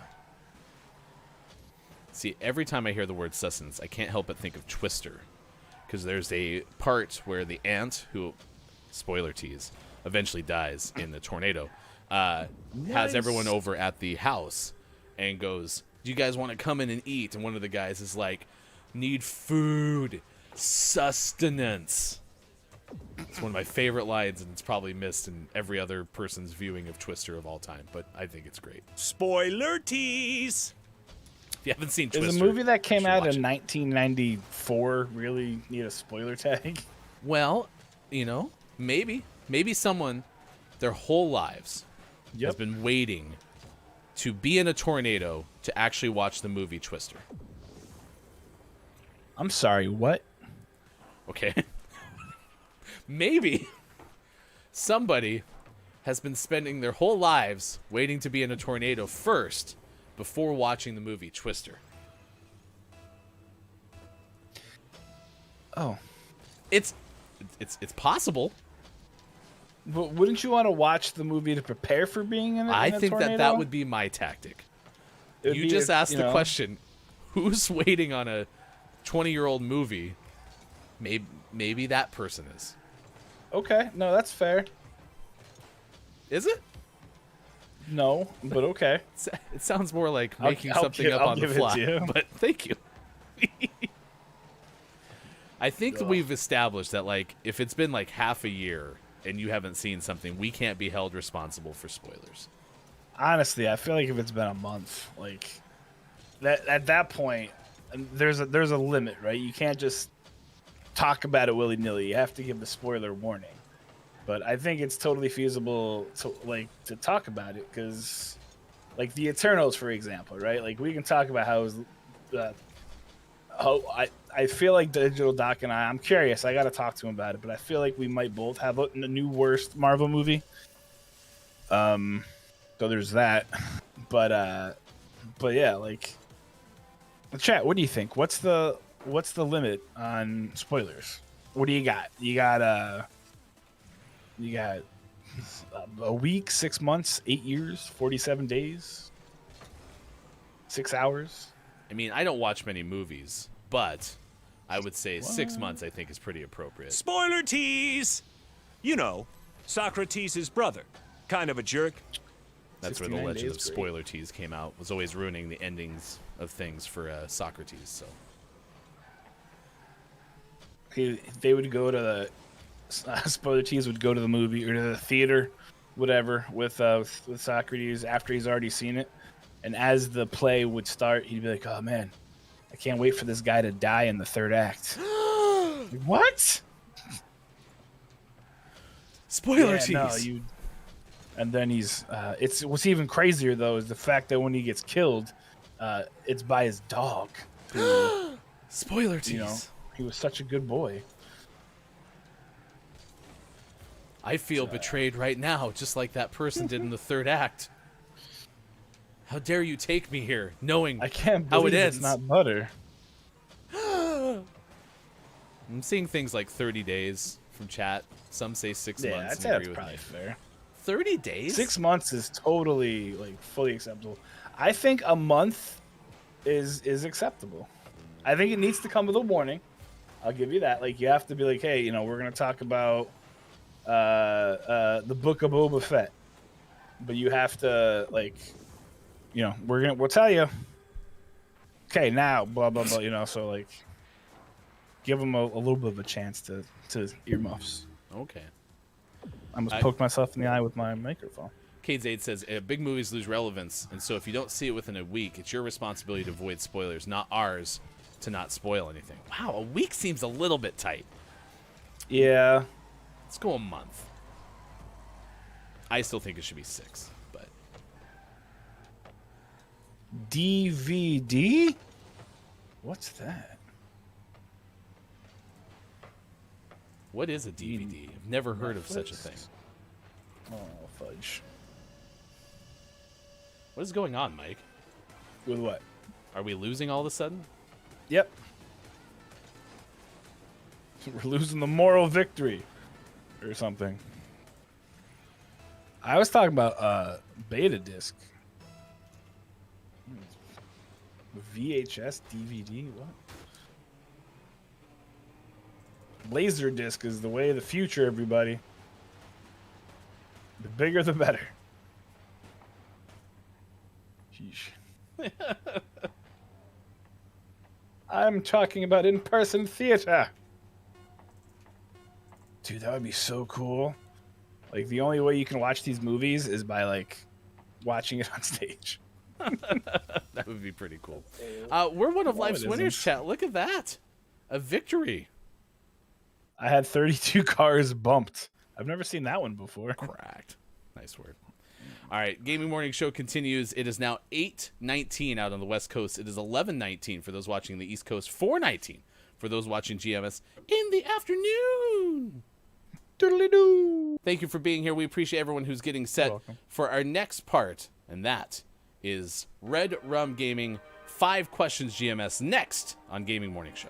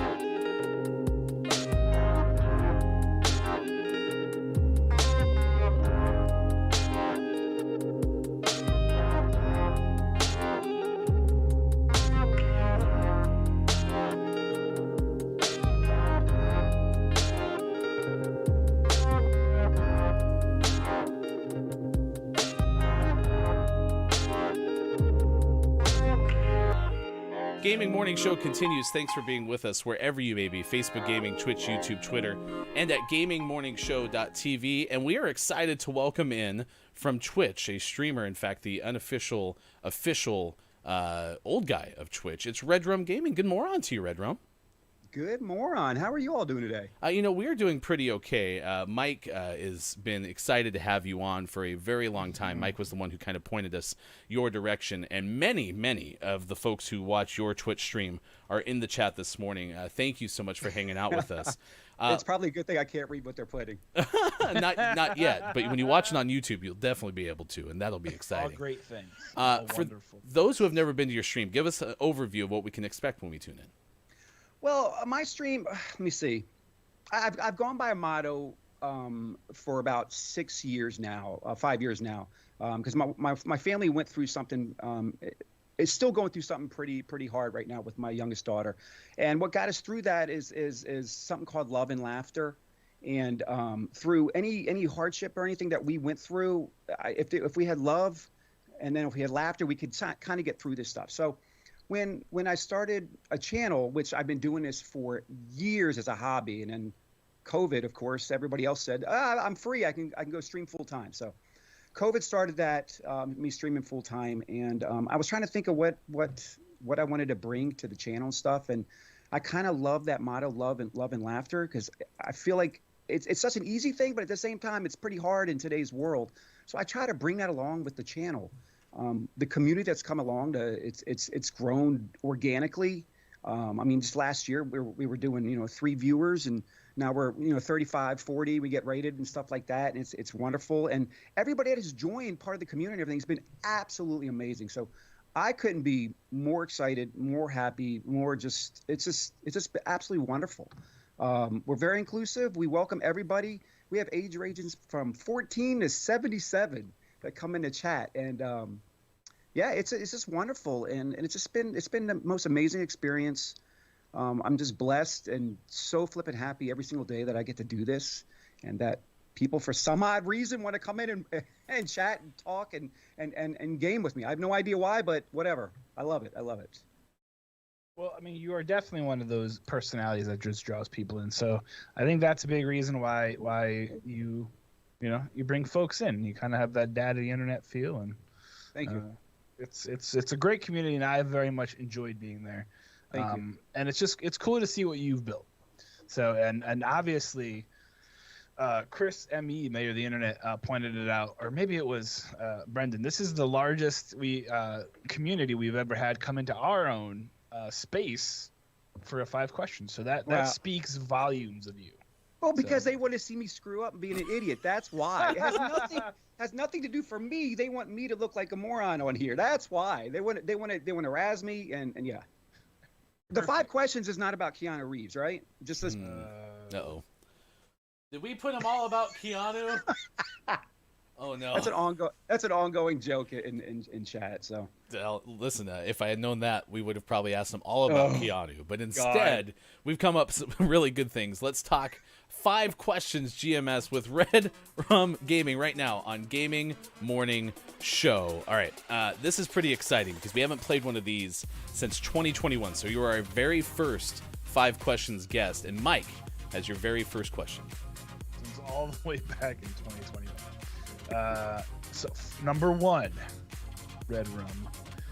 We asked where you have not traveled that you would love to go to. You said Japan. Therefore, we have a food question. From which restaurant is one of the most popular Christmas Eve meals in Japan? Is it Burger King, KFC, or McDonald's? I would probably say McDonald's, but if it was up to me, if I was in Japan, it'd be KFC. But probably McDonald's. And you said Chicken is very good. And you said you've not been there, correct? No, I have not. Never. It seems, Mike, though, that that might be an instinctive feeling that Red has. I concur. Yeah. So you which one did you say? I don't remember. So you think it's KFC in your heart of hearts? My heart says KFC. Inside of your hearts, in here. Yes, deep down, somewhere in there. Deep down, you believe that it's KFC. Yes. So your answer is KFC, correct? In your heart of hearts? Oh, my answer is 100% Kentucky Fried Chicken. Always. It's always been. Ding, ding, ding. And you correct. Yes.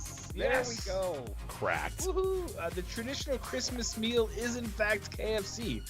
An estimated 3.6 million Japanese feast on the KFC Christmas dinner, and they spend hours queuing and ordering weeks in advance. No kidding. Wow, that's very interesting. That is, way to go, Colonel Sanders. Yeah. Took care of There you go. supposed turkey shortage. One for I one. thought maybe it was in Kentucky because we have the UK hat on, so I think it's Kentucky. It's. We gotta keep that low. I'm really sending signals, aren't I? Look at that. I don't know which one it is, Red. Maybe it has something to do with this. Nice work. You are 1 for 1. 2. Question number 2 is brought to you by your Twitter feed, which is redrum0171. Now, we have a very thorough research team here, headed by our friend Kalav. And on January 6th, you tweeted, "Please don't ask me what I like about Death Stranding. Please don't ask me if you should play or for God's sake buy it. In all caps, I have no idea why I love this game, but why do I? Why?" Streaming more tomorrow, by the way, Death Stranding, Twitch. So, Red, why do you like Death Stranding? Oh my God, are you serious? I have no idea. I don't know why. I have people that come in all the time and go, "Should I buy this? Do you like the game?" And I'm like, I can't tell you to buy it because I don't know how to recommend it, because every time you watch somebody stream out, all they're doing is walking somewhere and delivering packages. But the game is probably one of the best games I have played in a long time. The story is intriguing, exciting, confusing. I mean, it's Kojima, so you have no idea what's going on. The characters are unbelievable. The atmosphere is incredible. The whole game is phenomenal. But I don't know how to describe the gameplay. I don't. There's combat, very small of it, but what the part you get of it is wonderful. I mean, it's a great game. Go play it. But, Don't ask. I have no idea how to go on beyond that. Like I can't get into other things, and you'll have the best time playing is because people either love it or they hate it. But don't ask. I love it. It's a good game. Just don't ask. It's the number one thing. You Your are a community's given genius. us a lot of interesting reasons why you enjoy it. So, But something about Norman Reedus' crotch. He's in there. See what else we got in here. PG-13 Red Rum community. Well, it's a crotch. We didn't say it's the other part of the word. body. Yep, it is. It's science. The right? groin. You can do things in the game that you can't do. It's a Kojima game, so you can do things that are kind of weird. And for some reason, when you do them long enough, something happens. Yeah. Has something happened long enough after you stared at Norman Reedus' crotch? Yes, 100%. Like a vortex. It just 3. sucks you right in. The next thing you know, you wake up and you're sweaty and there's elephants. There's dinosaurs. Where did I go? Dinosaurs just walking around. There's something going Journey on. to the center of the earth.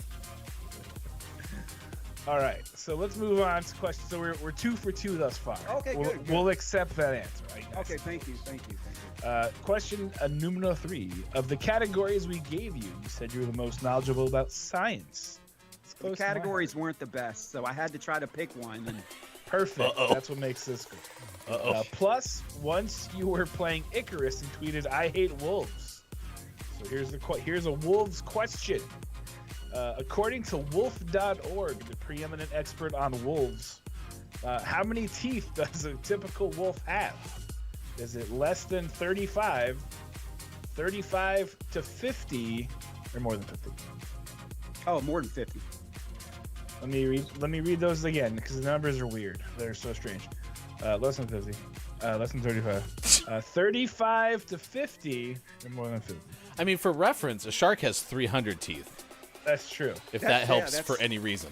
And the cool thing about shark, when they lose a tooth, it just grows back. So The whole road just goes. Whoop. it's amazing. So It if was you ask the me Loch shark, I'd be Ness on it. monster. All right, So, yeah, let's go back to the wolf, right? Yeah, yeah, Listen to the 35 to 50. More than 50. Wow, you're sticking with it. Final answer. I can't get them all right because if I do, then other guests that come on the show will be like, oh my gosh, I can't compete. So my final answer was more than 50. Ooh, so close, Can we but tell you no one's in the ever end, got incorrect. 5. Miley's our first guest. Look, it's okay. I'm older than probably most of anybody that comes You're in right. here. That's So fair. my brain is not, it's not as sharp. It's not in tune with today's world and society. So it's Correct. it's 35 to 50. Well, so here's the way science or math works now, right? So I have a 9-year-old and a 7-year-old, and they have these crazy math things. So you're correct. The answer is more than 50, but the appropriate answer is 42 because if you take 50 and then you add it to another 50, that's 100. But then you subtract 50, that gives you 50, and then if you take away 8, that gives you the correct answer. So, Yes, of course. What? Yeah, no. and then you add a stick. And you're set. I like how Harmonious, who came over from your group, said they have like 38 or something. Harmonious, how did you know that? No. You guys don't understand something. Harmonious is the genius of Twitch. She's one that if somebody comes in and asks me about Death Stranding or anything, she will put paragraph upon paragraph upon paragraph describing things. And if you play Icarus wrong, she will let you know very loudly in chat. So she is your Kyle. Yeah, I was gonna say Calaf meet Harmonious. Harmonious meet Calaf, because you two should know each other. That's great. That's so great. Question number 4 for you, Red Rum. 4. We had our staff do even more Twitter browsing. You never knew your Twitter feed would get as many eyeballs as we've given it. No, did you? I'm trying to think of what I put on there. Bob is stuck in a box, so he has a lot of free time. Yeah, our big voice Bob.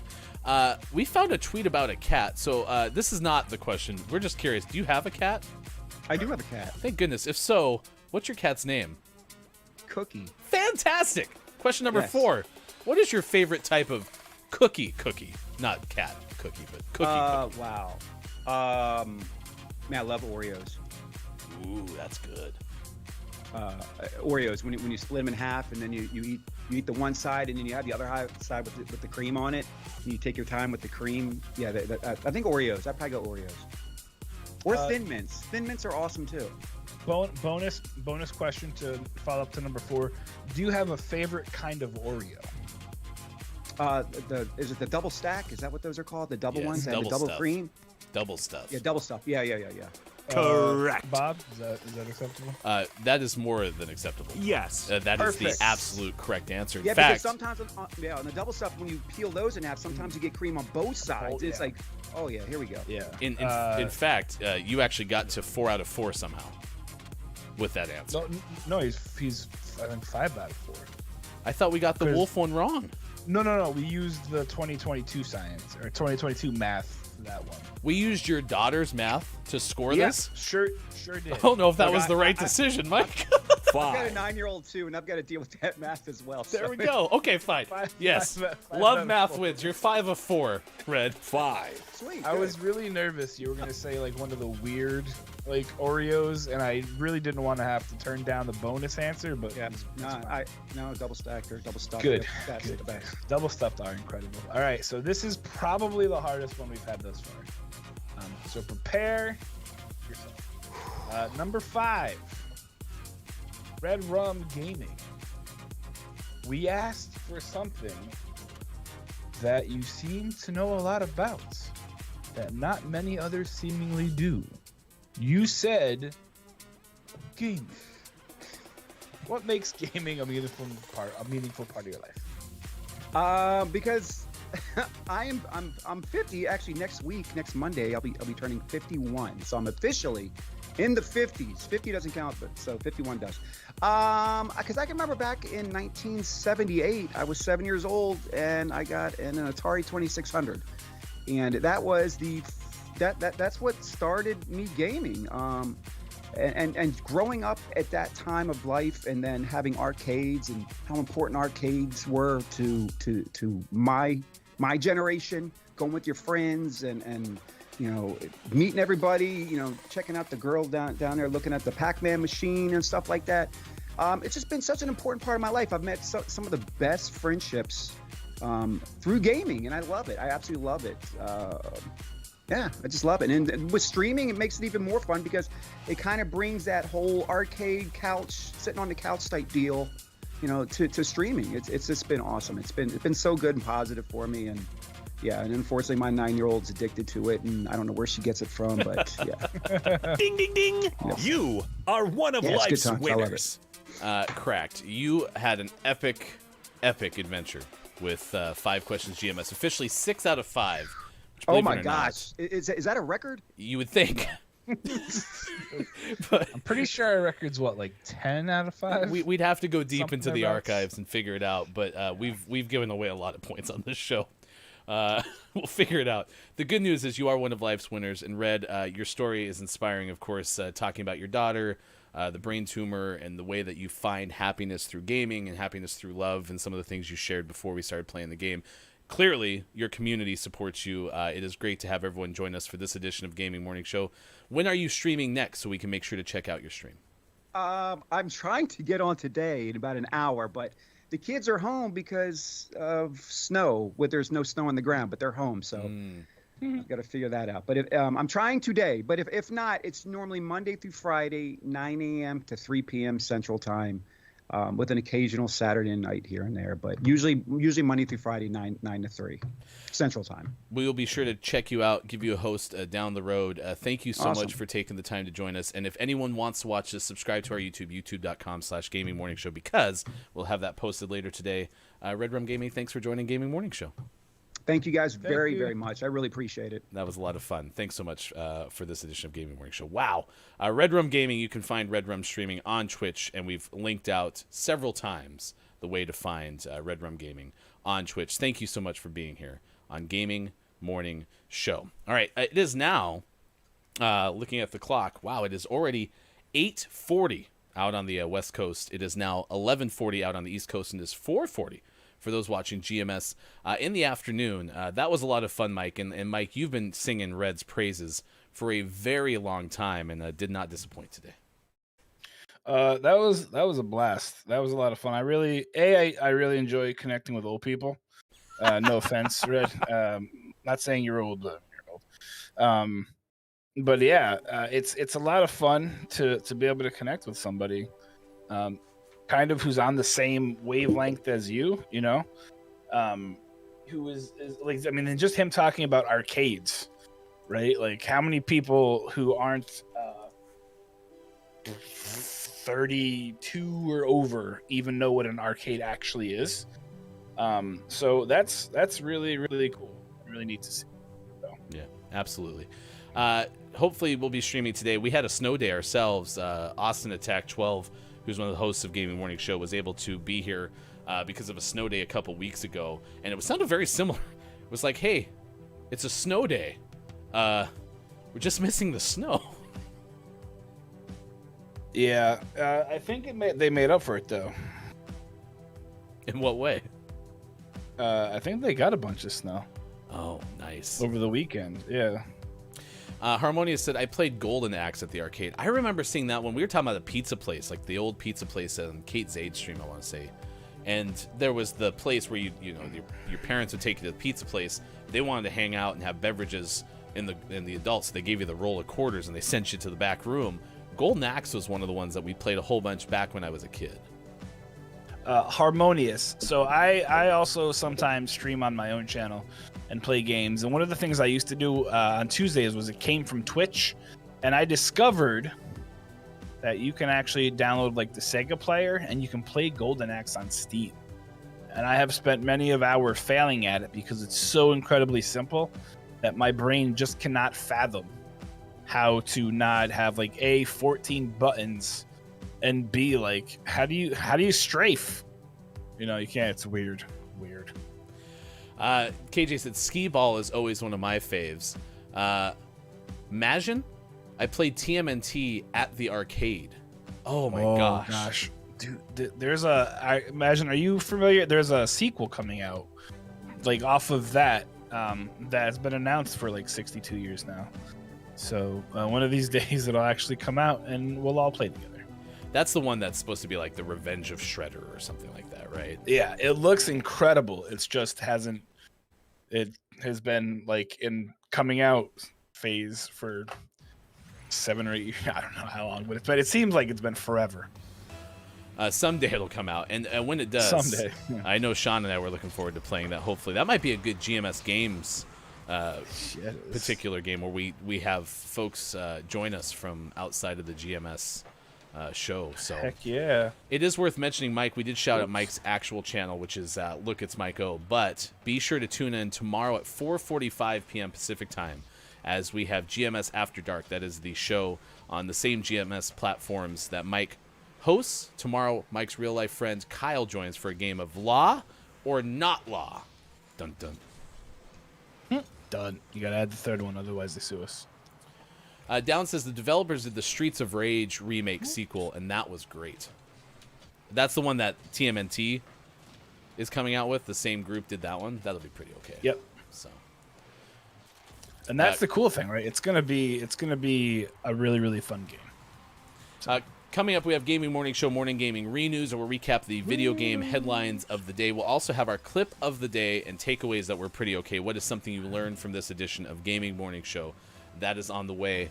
And again, youtube.com/Gaming Morning Show will have both Simone's interview from the 7 o'clock hour, Dogs Organized Neatly, and Red Rum's 5 Questions GMS available to watch on demand later on today. Tomorrow, 5 Questions GMS with Ruggs, emote artist and streamer on Twitch. Is going to have a 24-hour stream coming up very, very soon. That's right. Lady K, what are satay noodles? Because it sounds delicious. I don't think I've ever had them. Yeah.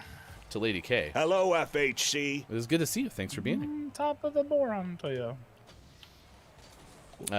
Dungeons Meowster KJ says chicken satay is so tasty. That's wonderful. Can someone please explain what it is? I believe it's probably a chicken dish that's made with, satay noodles. But okay. But so is it all like you have to do is figure out what satay noodles are. That's you'll what know I'm going exactly for. what it is, Maiko. Anybody help me, Kyle? I love the fact that we found the K-Laugh of Red Rum's stream. That is so incredibly awesome. So good. It's one of my best takeaways from the whole show so far. A warm welcome to our official head of research and development, K-Laugh. And Harmonious, if K-Laugh ever quits on us, we may need a replacement. So we pay very well, and by very well I mean Bob will say your name. Exponentially well. So that was a lot of fun. Lady in Red was in here as well. Drew Mega, who joined us in the second hour of the show. The Batman, imagine as we referenced to. Stark Raving Loon was here as well. Holly, thank you for everyone who came over. And you can join us Monday through Friday, 6 to 9 a.m. Pacific time for Gaming Morning Show on Facebook Gaming, Twitch, YouTube, Twitter, and GamingMorningShow.tv. I would never desert you. I don't think K-Laugh would either. We've tried our hardest to make K-Laugh not want to do this anymore. Every day, K-Laugh shows up. Well, today might be the last day because K-Laugh, I've asked what the noodles are like 4 times. What are you doing, man? I know you're not busy doing other things. Just kidding. Wow. All right, so it's something about a peanut sauce. Great. KJ. Skewered meat. That's cool. But what the hell is a satay noodle? Or is it just regular noodles and satay is like what you put on top of it? If that's the case, can you just say that? Please? Please. Somebody. Oh, okay. Thank you. Thank you, Harmonious.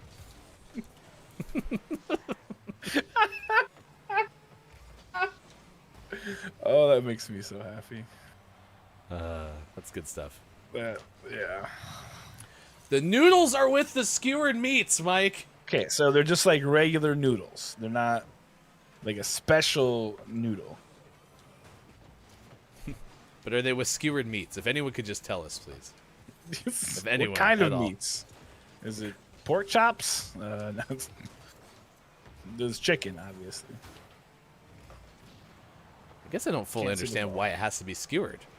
Couldn't you just have chicken and, and noodles? It's just the dish, I guess. Interesting. KJ, I quit. Lol. The shortest run of head of culinary arts on Gaming Morning Show of all time. Red Rum, see, I told you. She knows everything. Fair enough.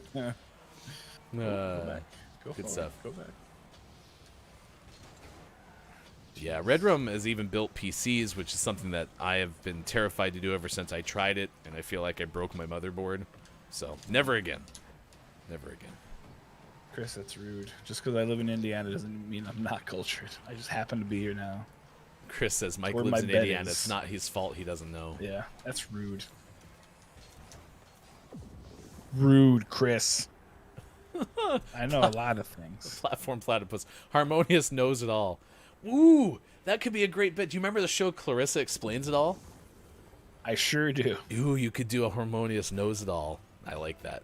That was one of the best theme songs, too, back in the day. For some reason, the Doug theme song just popped in my head as I was trying to think of it. So, sure. Yep, I was like, that's not the Clarissa theme song.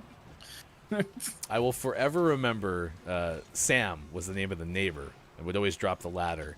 And not only did the ladder smack the side of the wall, and Clarissa would be like, "Oh, hi, Sam," but there would be this tone, this wah wah, that always was played after it. And my brain says that to me every time I meet somebody named Sam, and someone's like, "Hi, Sam."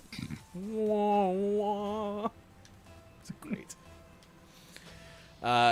Asian says you always have to break a few PCs when you start building. It's pretty smooth once you get the hang of it. I appreciate your confidence. You've never seen me do anything handy in your life, because it's terrifying, man. Terrifying. So I got more wheels. Yay. Mike loves several things: the Philadelphia Eagles, New York Mets, and getting wheels in Rocket League. I hate it. Brendan goes, "Lol, that's a very specific audio memory." Listen, I'm the person who has the random lyrics pop in his head and didn't listen to that much music. Analyst Morissette. For example. Love some analysts. All right, it's 8:50 on the West Coast, 11:50 out east, 4:50 for those watching GMS in the UK. Toodly-doo. Thank you so much for being here. Red, if you're in the chat and you have a raid recommendation for those watching on Twitch, please let us know, because we would love to send our audience some direction that you may recommend. Otherwise, we will send you somewhere else on Twitch, and you can join us again tomorrow morning, Monday, at 6 a.m. Pacific time on Facebook Gaming, Twitch, YouTube, Twitter, and GamingMorningShow.tv. Platform says he likes a Philly football team and a New York baseball team. Is that what's called self-hating? I'm from New Jersey. So yeah, it's kind of like I'm a lifelong Mets fan since I was born, and I didn't like football until I moved to Pennsylvania when I was 11, and fell in love with Randall Cunningham and became an Eagles fan. But yes, it is what you call self-hating. So those Kelly Green uniforms were legit.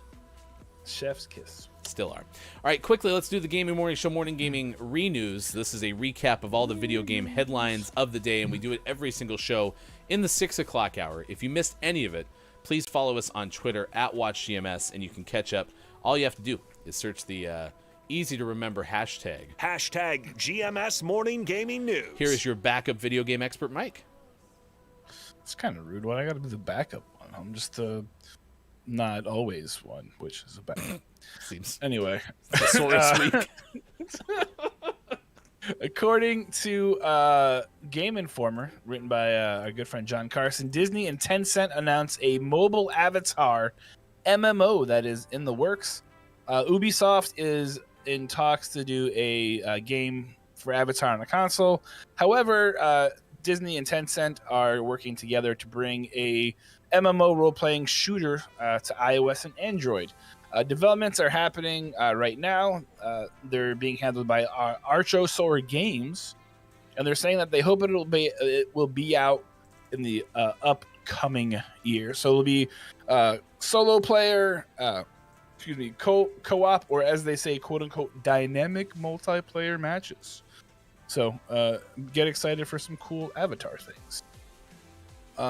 Next up, a lot of people have seen in the news. There's been some drama with the big time streamers in the Twitch world. A streamer called Gideon hate rated one of Twitch's biggest streamers, Pokimane, last week, and said some pretty inflammatory things while he was streaming. And he got a 14-day ban after Twitch went and reviewed all the other information. They decided to name it a permanent ban, or make it a permanent ban. He obviously has come out and said he didn't mean what he did, and yada, yada, yada. He's not responsible for community. My dislike for her has nothing to do with her gender, but as a person. But he said some pretty misogynistic and terrible things. So it was his first partnered stream, and now he's not welcome back on Twitch. So, and that is according to Alex Siawisidis from Dextero. And finally, our last story is a two-parter. Activision is reporting that Bobby Kotick, who was their creepy, awful CEO, has prevented the number of firings being revealed as a result of all of the sketchiness that has happened. It could be anywhere from 30 to over 100 people that have been fired, but they have been keeping some of those reports quiet. There were reports of over 700 complaints and reports of misconduct that were filed by staff as part of everything. We all know what's going on with Activision Blizzard. There's been a whole bunch of lawsuits, but that may be resolved. Why is that, you ask? In the second part of our story, Microsoft has bought Activision Blizzard for $68.5 billion. The deal is not done yet because they still have all the legal mumbo-jumbo and jargon to get through. But on a handshake deal, it sounds like they're going to go and buy them. So as of now, Bobby Kotick is still the CEO of Activision Blizzard through the transition phase. However, it looks like there's a very good chance that when the smoke clears and all is said and done, there is a very good chance that Bobby will be fired. Unfortunately, he'll probably get a huge severance package, and that sucks. However, Microsoft said purchasing Activision Blizzard would make the Xbox maker the third largest gaming company by revenue, only behind Tencent and Sony. So it pushes them up into the elite. $68.7 billion is that final number. So it looks like they're doing some pretty they're going to do some pretty crazy things. So remember, folks, though, it is not an arms race. And finally, if you like video games, well, there's some that are out today. First, we have Blacksmith Legends, which is in Steam Early Access on your personal computing device. Drawing Cross, which is on your Switch. Dismantle on your Xbox Series X and Xbox One. Labyrinth Legend on your Switch. And in the most prestigious award, within a segment, the name of the morning goes to Nobody Saves the World on your PC, Xbox Series X, and Xbox One. Not your PC Xbox. Your PC Xbox One. Just a regular Xbox. You take an Xbox, take a piece, smash them together. PC Xbox. Just put it on a pancake. That is your Gaming Morning Show Morning Gaming Re-News, a recap of all the headlines of the day. Put it on a pancake. And if you missed any of it, find us on Twitter at WatchGMS. Our name of the mornings become name of the month, and then we give those away. And if you want to see the newest way we're going to be doing that, follow us on Twitter at WatchGMS. We owed you a story. We'll actually tell you about it tomorrow, but if you want to read it, all hail the rare giant ice disc. Ice disc, because we didn't have Enunciation. Ice disc. And we'll tell you more about that story from Molly Taft of Gizmodo tomorrow. We also give out an award every single show. It's called the Billy Thundergun Teammate of the Match Award, because one time we were playing a game with a random person named Billy Thundergun, and that person made sure we didn't die. Great. Well, we did a segment called Camper's Corner, where we rant about something in the corner of a game. Today is Billy Thundergun. Billy Thundergun, Teammate of the Match Award. Goes to Harmonious Crow, because Harmonious Crow was our K-Laugh today. We appreciate that very, very much. Thank you, Harmonious Crow. Congratulations on being a Billy Thundergun Award winner. It's time for the clip of the day. The clip of the day. Hey, look! It's the clip of the day. Toot toot. Might both have a new worst Marvel movie. So there's that. But yeah, like, chat, what do you think? What's the limit on spoilers? What do you got? You got a week, 6 months, 8 years, 47 days, 6 hours. I mean, I don't watch many movies, but I would say 6 months I think is pretty appropriate. Spoiler tease! You know, Socrates' brother. Kind of a jerk. That's where the 69 legend of days, great. spoiler tease came out. Was always ruining the endings of things for Socrates. So They would go to the spoiler tease would go to the movie or to the theater, whatever, with Socrates after he's already seen it, and as the play would start, he'd be like, "Oh man, I can't wait for this guy to die in the third act." What? damn it, spoiler tease! You always screw everything up. Can't stand it. Can't stand it. A freaking dog. This Always song the dog that you hear is from Kathleen L., an outstanding music streamer on Twitch. Please go and give Kathleen L. a follow. It is called Nervous and is out right now on Spotify. You can listen to it in many, many other places as well. I don't mean to make things so complicated, but you know it, they have that has been jaded so many times. Jump in line with its steady fair, and I think you know why. Tomorrow on Gaming Morning Show, Ruggs plays 5 Questions GMS, so if you liked Red's edition today, be sure to join us. Ruggs has a 24-hour stream coming up. We'll tell you more about that during the course of tomorrow.